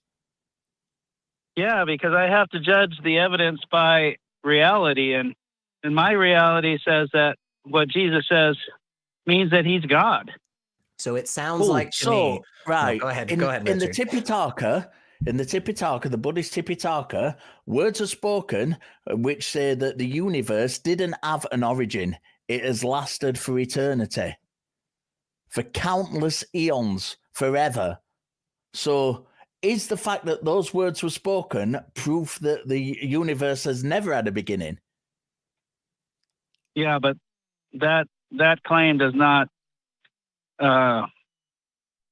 coexist with science, because science does So it not. sounds like it's not the words in the book themselves that is actually the functional part of the evidence, right, David? Just like I was saying earlier when trying to help you present the strongest case you could before you kept jumping in and interrupting me. But what I was trying to get to is exactly what we've gotten to right here, which is actually, SR and Richard, no. Even though this book does say this thing, it is the extra scientific, historic data that bolsters the words of this character in this book, right? Isn't that what you're saying? Because that is a stronger argument? So you're saying it's literally just because the book says a thing. Well, you're trying to make an argument that something is true because science agrees with No, I'm not. No, I'm not. No, not in the slightest. What I am trying to get to is the crux of why you believe.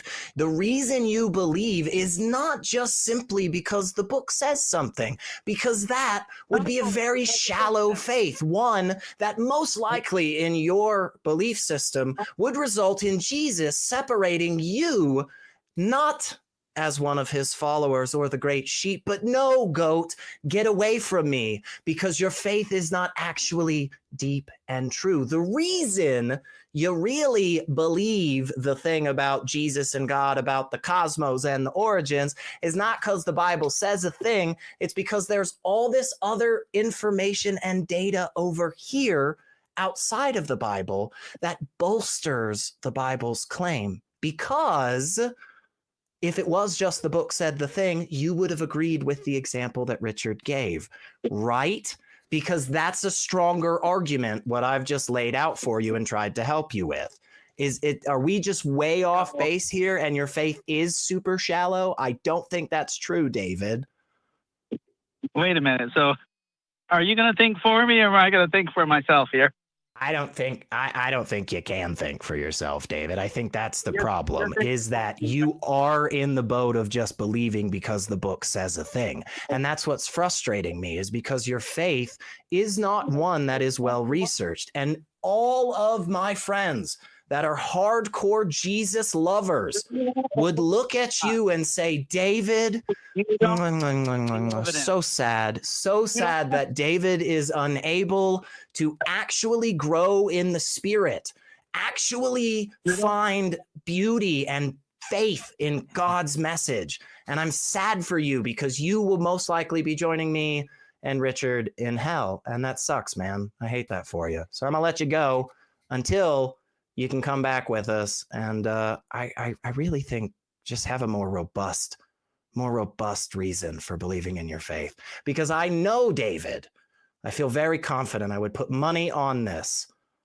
I feel very confident your faith is more robust than what you've presented. And next time I'd like you to actually present what you believe. So the frustrating thing about that is that that's had such a good potential for a good conversation. I know. But when you get to this point where this is why I like to drill down and ask what the functional methodology is in something, rather than just saying, well, I don't believe you. Well, I think I'm right. Well, I think you're wrong. I think I'm right. Let's drill down together and get into the functional methodology. The methodology that he claimed was that Jesus spoke the words. Therefore, that was the functional part of the methodology. When you show that that's absurd because it can be contradicted really easily, it turns into something else. If you think something else is the methodology, give us the proper methodology to begin with. Don't just change your mind once you've been shown that what you said was the methodology cannot be the case. Right. And that I so appreciated how you jumped in there, and because the moment you said that about the tippy taka, and it was like, yes, exactly. That was exactly what I was trying to get at, Richard. Like, so many of us, I know everybody in the freaking live chat is losing their minds, going, oh my God, this is the apologia for the Bible tells me so jingle, come on, guys. That is the most surface level, uninvestigated belief. And like, it's frustrating that so many individuals on the believer's side have that level. This is a deeply important point. If Richard and I are wrong about this, this has eternal consequences. We want to know that we're right. And when somebody calls us and says, hey, the reason that I believe is actually because the book said the thing. And Richard and I go, gosh, man, I really think you're better than that. I really think you have a deeper understanding than this. And the person just wants to push back on us and say, nope, not at all, man. My understanding is, in fact, surface level. That's a bummer. That's a bummer, because I want you to have the absolute best arguments for your case. I don't want to knock down shitty arguments like the Bible told me so. That is not going to help me further in this conversation and this journey. It is not going to help Richard. It is not going to help the believers. But hey, that's okay. That's okay. I'll take some deep breaths in the after show. I'm sure I'll be just fine. I also want, just quickly, before we take the next call, just to call James Walton out in the chat. And, you know, instead of chatting shit and making what is largely lots of straw man arguments, call the fucking show and talk to us. I went on a rant about this before the thing. One of the things that really pisses me off is people sat in the comments section talking shit. If you want to talk to us, talk to us. If you want to talk at us, go and fuck yourself, sir. Yeah. Shame. But that's okay, because you know what? Actually, there's some criticism for both myself and Richard. We do have some other calls. I'm going to grab you here in just a second, John, but I got to get some of this criticism out. Okay. Richard, you've talked a lot about, you know, theists calling in and convincing us. And one of our more prescient viewers has this to say in response. They said, only the Holy Spirit can compel somebody. We can't do the work of his Spirit. I can only tell of the love of Christ and what he did for me. Not my job to convince people. What do you think about that, Richard? Is that fair? Yeah, that's fair? Really that was when I was talking about. This is one of the people I've just been referring to. People who come and just chat shit and just want to talk at you and present to you things, but will not call. You know. Over on Talk Heathen, we have over 90,000 subscribers. And these people claim to want to share the message, share the word, share the love. And what they do is they go onto a video with about 20 comments and they share it there because they really want to get the words out. They really want to push forward and let people know that God exists to as many people as possible. So rather than calling a show with 90,000 subscribers to have a conversation where they can be heard by thousands and thousands of people, they talk to 20 people in the comments section. I don't know why you get frustrated by this at all.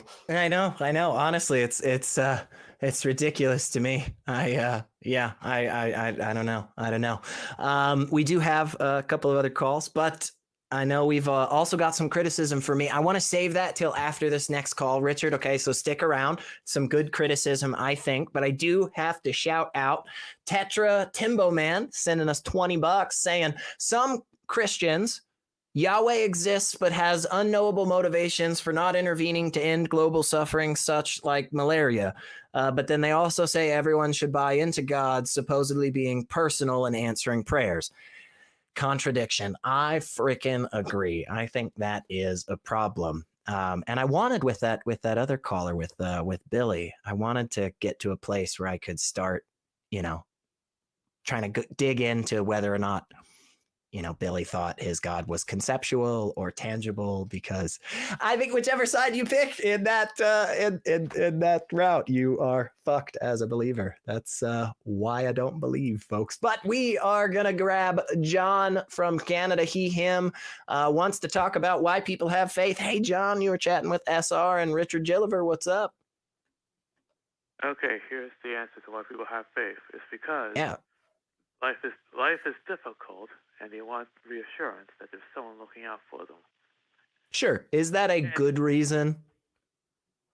I'm not saying it's a good reason. I'm just saying why people believe. No. I'm with you though. But now we've moved on in the conversation. Like, yeah, man, I don't disagree that is a reasonable understanding of why some people throughout time and now and forever in the future will accept certain things like faith. Not even going to go super hardcore into our different definitions and all that jazz. Just going to be like, yeah, man, largely I'm in agreement with you. And the next step is, do you think that's a good reason to accept something as true?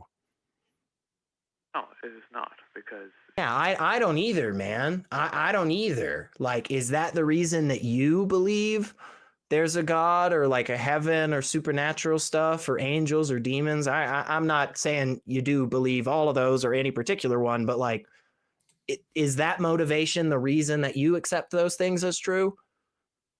Let's just say I have my doubts. But there's another thing I've noticed that people believe because they want life after death. They just don't want to accept the fact that death could be the end.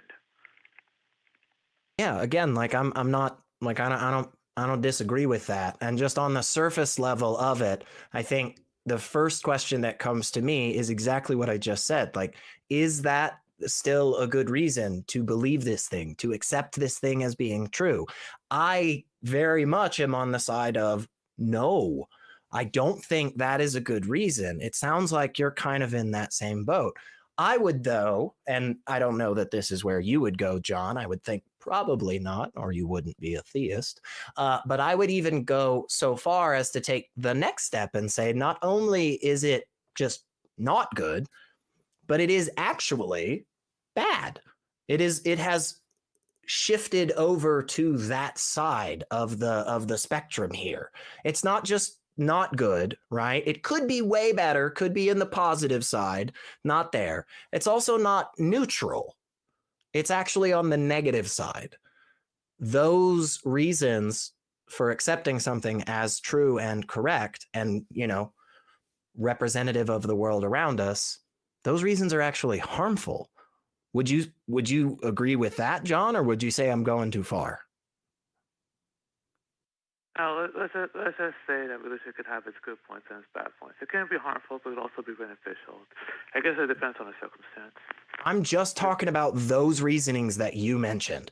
I'm not talking about organized religion. I ain't talking about any words of Christ or yeshiva. Not talking about any of that. I'm just talking about the things you brought up. You said people do this thing called faith because they kind of worried about some stuff. I'm like, yeah, that sounds right to me. You're like, people think like an afterlife is a thing because they just don't want to die. I'm like, yeah, sure, I'm with you. Those two things, are those good reasons to believe in something? Anything? No, they're not. No, they're not. I'm with you, man. Do you then take the next step to say, hey, they're actually harmful? They are actually on that side of harm? Or would you say, no, actually, they're neutral. They're not good. They're not bad. It's neutral. Well, how about this? If someone promises you, give me $50,000 and I'll secure your spot in this magical place where you'll never die and you'll never feel pain.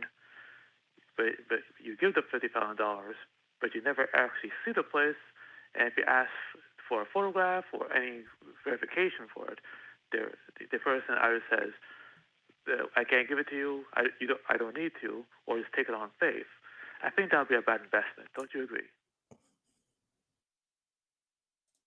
Yeah, I mean, it kind of sounds like you're agreeing with me that they are actively harmful. Yes. Okay, cool. So great. I mean, we're largely on the same page here. Richard, you got Yeah,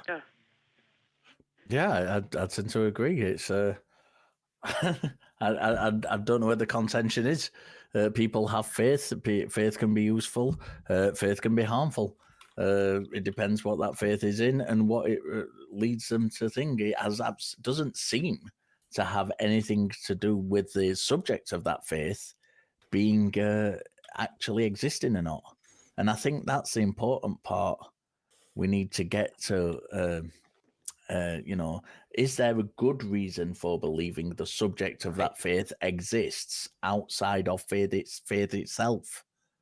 Yeah, and I think that's for sure exactly where my head was there too. Like, Yeah, okay, if we agree those are not good to begin with, right? Even so far as to say they're just bad, they're just harmful, right? Then is there good reasons? Is there good reasons to believe? Is there good reasons to accept the existence of a deity of some kind? I mean, I currently have none. That's why I'm on the atheist side of it all, John. Do you have any good reasons to believe? We've already picked out a couple that you agree not only bad, but also, I mean, not only not good, but also harmful. So, like, sweet, what are the good ones then? Well, I could talk to you about personal antidotes and stuff, but I really don't have the time. But Are those good reasons, though? Hold up. Are those good reasons? Are personal anecdote good reasons? No, they are not.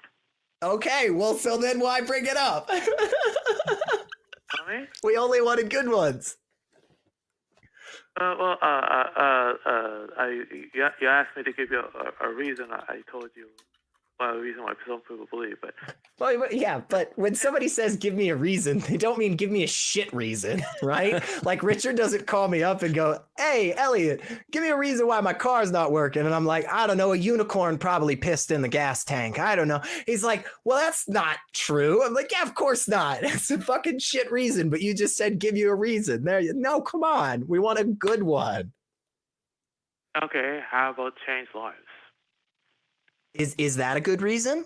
Do you think that's a good reason that somebody started believing something, started accepting a claim as true, and then their life radically changed in a positive way? Do you think that is a good reason? I don't think so, no. Okay, me either. See, we're on the same page. I'll give you one more shot. And it's okay, John, because you know you can always call us back, bro. You know you can always call us back. So you can have the whole week to think about it. But one more shot if you think you've got another one. If not, seriously, take the whole freaking week and think as many good reasons, as you can. Okay. But if you got one more, I'll do just that. I'll talk to you later. Have a good evening, gentlemen. Have a good. I love it, John. I freaking Cheers, John. love it, Thank man. you. I cannot wait to talk to you again. Yeah. See, I'm, and again, like I'm very happy with something like that. You know, people may look at that conversation and feel like, oh, Richard, SR, you guys didn't do anything. You didn't go anywhere. And it's like, no, we finally narrowed in on exactly the thing. We want to know what is the good reason. You said this one's bad, this one's bad, this one's bad. Awesome. What's the good one? Johnny's one of those long-term callers who've gets a lot of criticism for us letting on, but you can see the evolution in his thinking as we've talked to him over the time he's been talking, and it's really good that he's. It's frustrating when you're listening and you're saying, give me a good reason, and he's just reeling off bad reasons, which he doesn't agree with. Yes, it's frustrating, but at the same time, it's great that he's thinking about it. And this process takes a long time. A lot of I've never been a religious person, but a lot of the people, a lot of the hosts of these shows have been. And it took those people a long time to get out of it. It's not just the case that you hear something and then boom. You think sometimes you have to chew this stuff over and like really think about it and investigate it within yourself. And you can see that happening with John's calls. And I appreciate that for one. Yep. I'm right there with you. And again, exactly what you said for those that do remember what it was like being in that belief system, being raised in some type of religion or something. A lot of us probably know or can see how important it is for a current believer to, at the very least, even be able to say, no, there are some people out there who have bad reasons for believing in God. That in and of itself, honestly, is pretty big, because even for me, there was a period in my life where it was like, any fucking reason you got to believe in God's a good reason, baby, as long as you believe. So yeah, that is absolutely huge. Before we grab our next caller, Bravo, we are coming to you.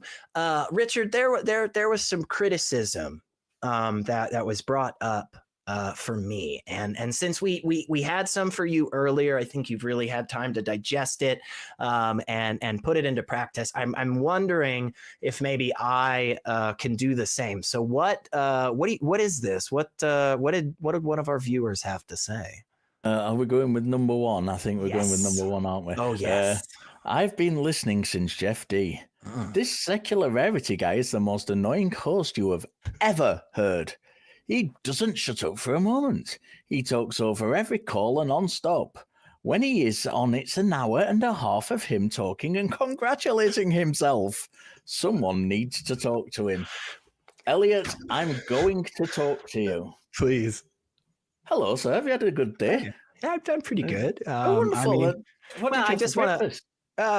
What did I have for breakfast, actually? Oh, it was this like cinnamon almond butter like bar sandwich thing. Yeah, it was actually. I'm glad I got the opportunity to talk to you, and we fulfilled that criticism. So let's get on with the next call. Yeah. Thank you so much. I would like to spend the next hour congratulating myself, but we do have calls. So bravo, we are coming to you. No pronouns given. You're in the USA. You are talking with Richard Gilliver and Secular Rarity. What is up, Bravo? Hey, how you guys doing? Pretty good. How are you? Glad to hear that. I was calling. First of all, let me say I've spent time as both a believer and as a not believer, as an atheist. And now I'm kind of in a state where I'm not really either. I don't believe, I observe. I believe that, or I've noticed that, there are things that our senses can detect. We've got now machinery that can detect things that our senses can't. And then there are, like you were saying with another caller, that there are things that are purely conceptual that can't be interacted with on a material plane, right? And so I say all of that to say that the back and forth discourse and the schism between believers and not is kind of a non-traversable gap. Like you were saying with the one guy, the decoder ring. The decoder ring is belief itself. You won't be able to see the secret messages unless you're emotionally invested in the concept itself, right? And for the people like I spent time in my life being that like angry atheist or mad at God because of, the problem of evil and all of the things going on in the world and all of the inconsistencies and this and that and that and this, right? But I had to realize, in my journey of, just re-educating myself, post-religious experience, on how the world works and all of these inner workings, that it's not at all possible to convince somebody or convert them or deconvert them because they're emotionally invested in these ideas. And we don't understand emotions well enough as humans. We don't understand conception well, conceptual ideas enough as humans because we aren't taught to within our respective culture. We're taught. Do you mind if I just jump in quickly? Yeah, please. There's a lot of good stuff there. Before so Secular gets in, because we all know Secular talks too much, for an so hour. I want to get a chance to speak before he jumps in for an hour and a half. Dick. I don't think it's difficult for believers and non-believers as a blanket statement to understand each other. I've been having these conversations well over 30 years, and I have had some amazing conversations with believers. I've got peers in religious studies who are believers, and we have some amazing conversations. I come onto the atheist community of Austin TikTok, and I have lives where, like the call-in shows, like similar sort of format, where I talk to believers, and I have had some amazing conversations with believers. We can talk to believers, and believers and atheists can speak to each other. They can understand each other. We can really share concepts, get into things, understand things together. The problem arises largely where you get, and there are extremes on either side. where you get really, really angry atheists who just don't want to listen to what the believer has to say. Or you get these kind of theists who just want to shove their position down your throat and have no interest in kind of breaking down the conversation. Some of the best conversations I've had with theists are when we get into mutual exploration and break down the conversation. And if you, regardless of which side of the fence you're on, if you don't want to do that, that's when it becomes hard. This is one of the reasons why when you get these people coming in and saying, your worldview against my worldview, I hate that term. And I accept it as a legitimate philosophical term, but it's really hard in conversation when you get two people who really just want to compare worldviews, because there's no common ground to start with. And I will always abandon that to talk about reality, because we have a shared reality that we do understand, and 99.999% of which we all accept regardless of our position on the God question. So we can start from common ground. We can always start from common ground.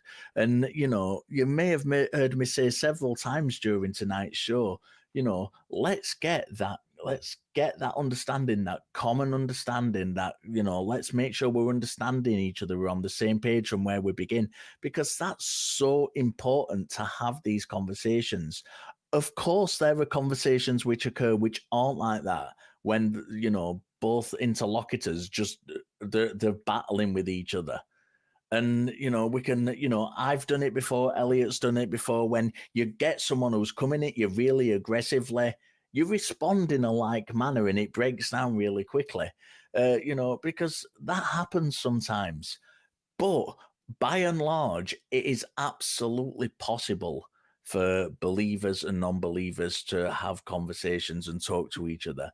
I've been very lucky over the course of the last 30 odd years, wherein I've been invited to, churches and cathedrals. I've stayed at Buddhist monasteries. I've been invited to Eid meals in mosques, and I've had these great relationships with religious people. And it's not, you don't have to go in all guns blazing, fighting each other, trying to, bash each other down at every turn and opportunity. In this space where we're online and we get callers calling in, and things can get a bit fiery sometimes, but that's not the case in as a blanket statement for the discussion between religious people and non-religious people. And for the most part, I genuinely believe that you can have good, productive conversations. Yeah, I'll let you shout some thoughts back at us, Bravo, before I give my thoughts. But yeah, what do you think about all that? Sure. My comment was not necessarily towards productive discourse, but more of being on the same, page, because even with objective reality that can be measured and quantified, we even experience that differently. Some people only, don't see the same range of colors. Some people don't taste the same flavors. So even measurable objective reality we don't experience. But Bravo, sorry for jumping in again. I'm taking over from Elliot now. I'm not talking over everyone. But this is really important. This is a really important point because I've talked about this extensively, this idea about having a shared reality. And yes, we do have differences in that. I wear glasses. This is a case in point. If I was the only person on the planet and I took my glasses, I didn't have glasses, and I was the only person, I would think that my eyesight without the glasses on was normal vision, because I would have nothing to cross-reference it against. But what we actually do in reality, we do actually have things to cross-reference things against. So we know that my eyesight's bad because I have things to cross-reference again. We know what it should be like. We have tests. It's same with the range of colors people experience. We have the case where some languages don't even have names for certain colors, which correspond to our names for colors. because they have a completely different concept of what that is. But the reason we understand that is because we have this shared reality in which we can cross-reference things. Having a shared reality, when I say having a shared reality where we agree with things, it doesn't mean that we all have the same opinion within that. What it means is that even where we find discrepancies, we can pick them out and identify them as discrepancies and all agree that they are discrepancies. And, you know, that works throughout for whether it's a blind person who's never seen and we're trying to describe the idea of seeing colors to them. You know, this is a common theist argument. How would you describe a color to a blind man? You know, that's like God if you can't. But we can, because we have other senses we can use to kind of cross-reference that against and give an approximation. We can do all these things in this shared reality, which give us the opportunity to find common understanding and common ground, even taking into account those differences. The disconnect comes, and you know, just so I'm not picking on religious people, let's say, is when someone comes up with something which is beyond that shared reality where we don't agree on things. So you might have someone who believes in ghosts, or a certain type of ghost, or a certain type of demon, and that's an additional claim to this shared reality. And that's where we really need to dig down and have these important conversations to find out why the one person or a set of people have these views which are different, which are in addition to the shared reality. Yeah, and I'm so on board with all of that, Richard. And even though he didn't use this terminology, Bravo, what's coming through everything that Richard was just saying is exactly where I like to put my focus, which consistent methodologies. Right. Time and time again, Richard is talking about this space that we all seemingly inhabit together. And you're saying like, well, man, you know, we can't even always agree on some of the most basic stuff there. And Richard's like, yeah, but that's in favor of what I'm saying. And I totally agree. We've all got this methodology when it comes to navigating our daily lives. And if we take it out of these realms of the things that are so emotionally important to us, right? Just like our last caller was saying about how, you know, one big reason people, you know, believe in a lot of these supernatural things, these deistic claims and so forth, they have a real emotional connection to them. Yeah, no problem. That's fine. But when we take all this stuff and we take a step back and we just look at things like, how do we know your neighbor actually has a border collie as a pet? Or like, is your mom's name really Susan? You know, or like, what did you have for breakfast this morning, SR?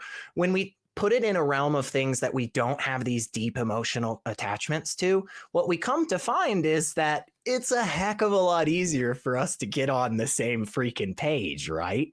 And for me, what I often say is, yeah, cool. Let's just be consistent. Let's just take those same things that we were doing over here when it came to, you know, whether or not I've got a gold brick in my toilet. I don't. I'd love one, but, you know, I don't. But the reason we both agree that that's very unlikely should be because of a methodology for coming to truth that we should also apply in this realm of like belief and stuff, you know? And just real quick, and then because I know we're shouting a bunch of stuff at you, Bravo.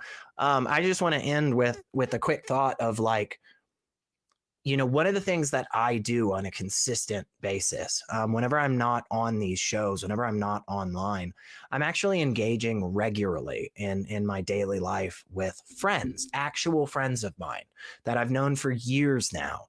And we purposefully get together to have these difficult conversations in a friendly way. We purposefully come together with an idea as we sit around eating tacos, and we just want to, hash it out, man. Get down in the nitty gritty and the dirty, and just figure out what the hell we all mean when we say soul. And I think you can see from these conversations, from these friendships that all of us have built. I think you can see a lot of being on the same page about stuff. We find ourselves agreeing and understanding each other so much more often than we ever would have imagined to begin with. And I think it's because more often than not, we are using the same methodology for coming to conclusions. And sometimes we're just not always consistent about that. And that's not just for the religious. Like, that's me and Richard too. Like, I guarantee you right now, there's something that one of us believes that is just probably not, backed up by robust evidence and reason. That's just probably the case. That's what we are as people. And I think the more that we have these conversations, the more okay we are with being in that place. And the more okay we are with having that pointed out, and the more okay we are with potentially changing that viewpoint. So, since Richard and I both talked for way too long there and didn't shut up, and we're probably going to receive more mean emails, Bravo, definitely want to give you a minute to shout at us what you think about all that. Sure. Yeah, I actually agree with all of that. And that's part of, my journey in the years since, deconversion and reevaluating all of those beliefs. But I know you guys got more people that you have to get to. So I want to make my last little bit relatively quick. 2 things off the top of my head I wanted to say first is, please, whoever's listening, find it in your heart to be kind to other living beings. You don't know what some other body is going through.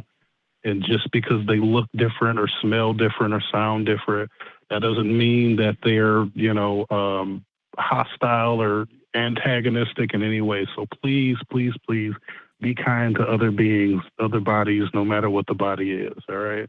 That's the first part. And the second part is, no matter what you believe, please take it upon yourself. It's a huge undertaking, but it's worth it. I promise you, to educate yourself about the reality that you live in, from the small to the big, from the familiar to the foreign. Like, learn as much as you can.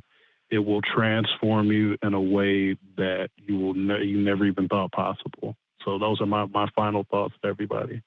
Yeah, I gotta say, I'm totally freaking on board with that, Bravo. I think kindness is such an important thing that we as humans really, we're not the only living creatures that do it, right?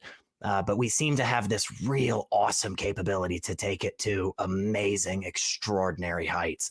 And I am such a big fan of that. Yeah, and I love the idea of all of us having robust understandings of why we accept the claims that we accept.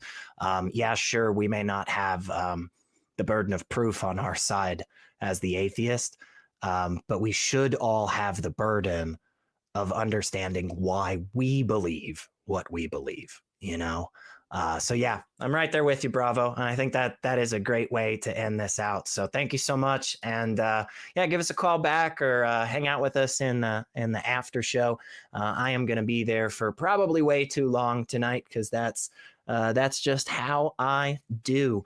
But we can't go just yet, because I got to remind you all that the prompt this week, which you should put your answer to in the comments below this video. Okay. So in the comments section, give us your answer. Complete the sentence: when God isn't looking, I like to blank. And make sure you come hang out at the beginning of next week's episode, because we will be reading our favorite 3 answers. Thank you so much, everybody, for joining us today. Richard, thank you, bro. It is a crazy hour for you over there across the pond, and I am just always so freaking thrilled. We don't get to hang out as much anymore because you're just so busy out there. You produce this show and you do it. I don't know if anybody's heard of it or not. Could you tell us again what it is? What's that show that you? I can't remember. What is it? It's something. Chat blasphemy or what is it? Like that. So something. What time's it on? 1 p.m. Central. 1 p.m. Central. Sunday, I think that's it. Yeah. Talk something. I can't remember. It's almost like you're wearing the merchandise. And on a serious point, you know, this is the last. I've greatly appreciated being here, and it's been great to work with Elliot as always. But one thing I think I'd really like to kind of, because I don't know when I'm going to be back on, if I'm ever going to be back on the Atheist Experience again. So I'm going to have my final thought before I do. It's really important as skeptics, as atheists, as critical thinkers, to remember that theists aren't stupid people. Right. You know, the way our brains work is we all make mistakes. That we're kind of programmed to make mistakes in our brain and our thinking, and we do it all the time, all of us. As much as you might like to think you're the most super skeptical person on the world, the best critical thinker on the planet, you too make mistakes. Your brain makes mistakes as well, and we should guard that. You know, as much as the theist should guard against that. It's really, really important to do that. And, you know, we're not Vulcans. We are emotional creatures. The way we interact with the world is through emotion. And that's part of our larger makeup. And part of doing that is getting stuff wrong and being prone towards things that get things wrong. So just because you are an atheist, it doesn't mean you're a better person than the theist. It doesn't mean you're more intelligent than a theist. All it means is that you've formed a conclusion about one question that they have a different opinion on. And we can work through those things together because we do have a shared reality. I've loved being here. I'm going to throw it back over to SR to close us out. I think that's a great freaking way to close us out, man. And a reminder, folks, you can always have those conversations, those difficult yet friendly conversations on all of our wonderful fan-run platforms. I'm going to be over in the Discord, so come join us and make sure to check us out every Sunday at 4:30 p.m. Central Time for another episode of the Atheist Experience. You don't have to go to church, but you can't stay here. We'll see you next week, folks. Get out of here.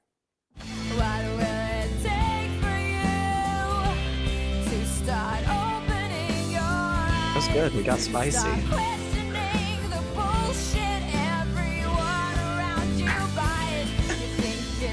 The unicorn thing broke me. I'm gonna be honest.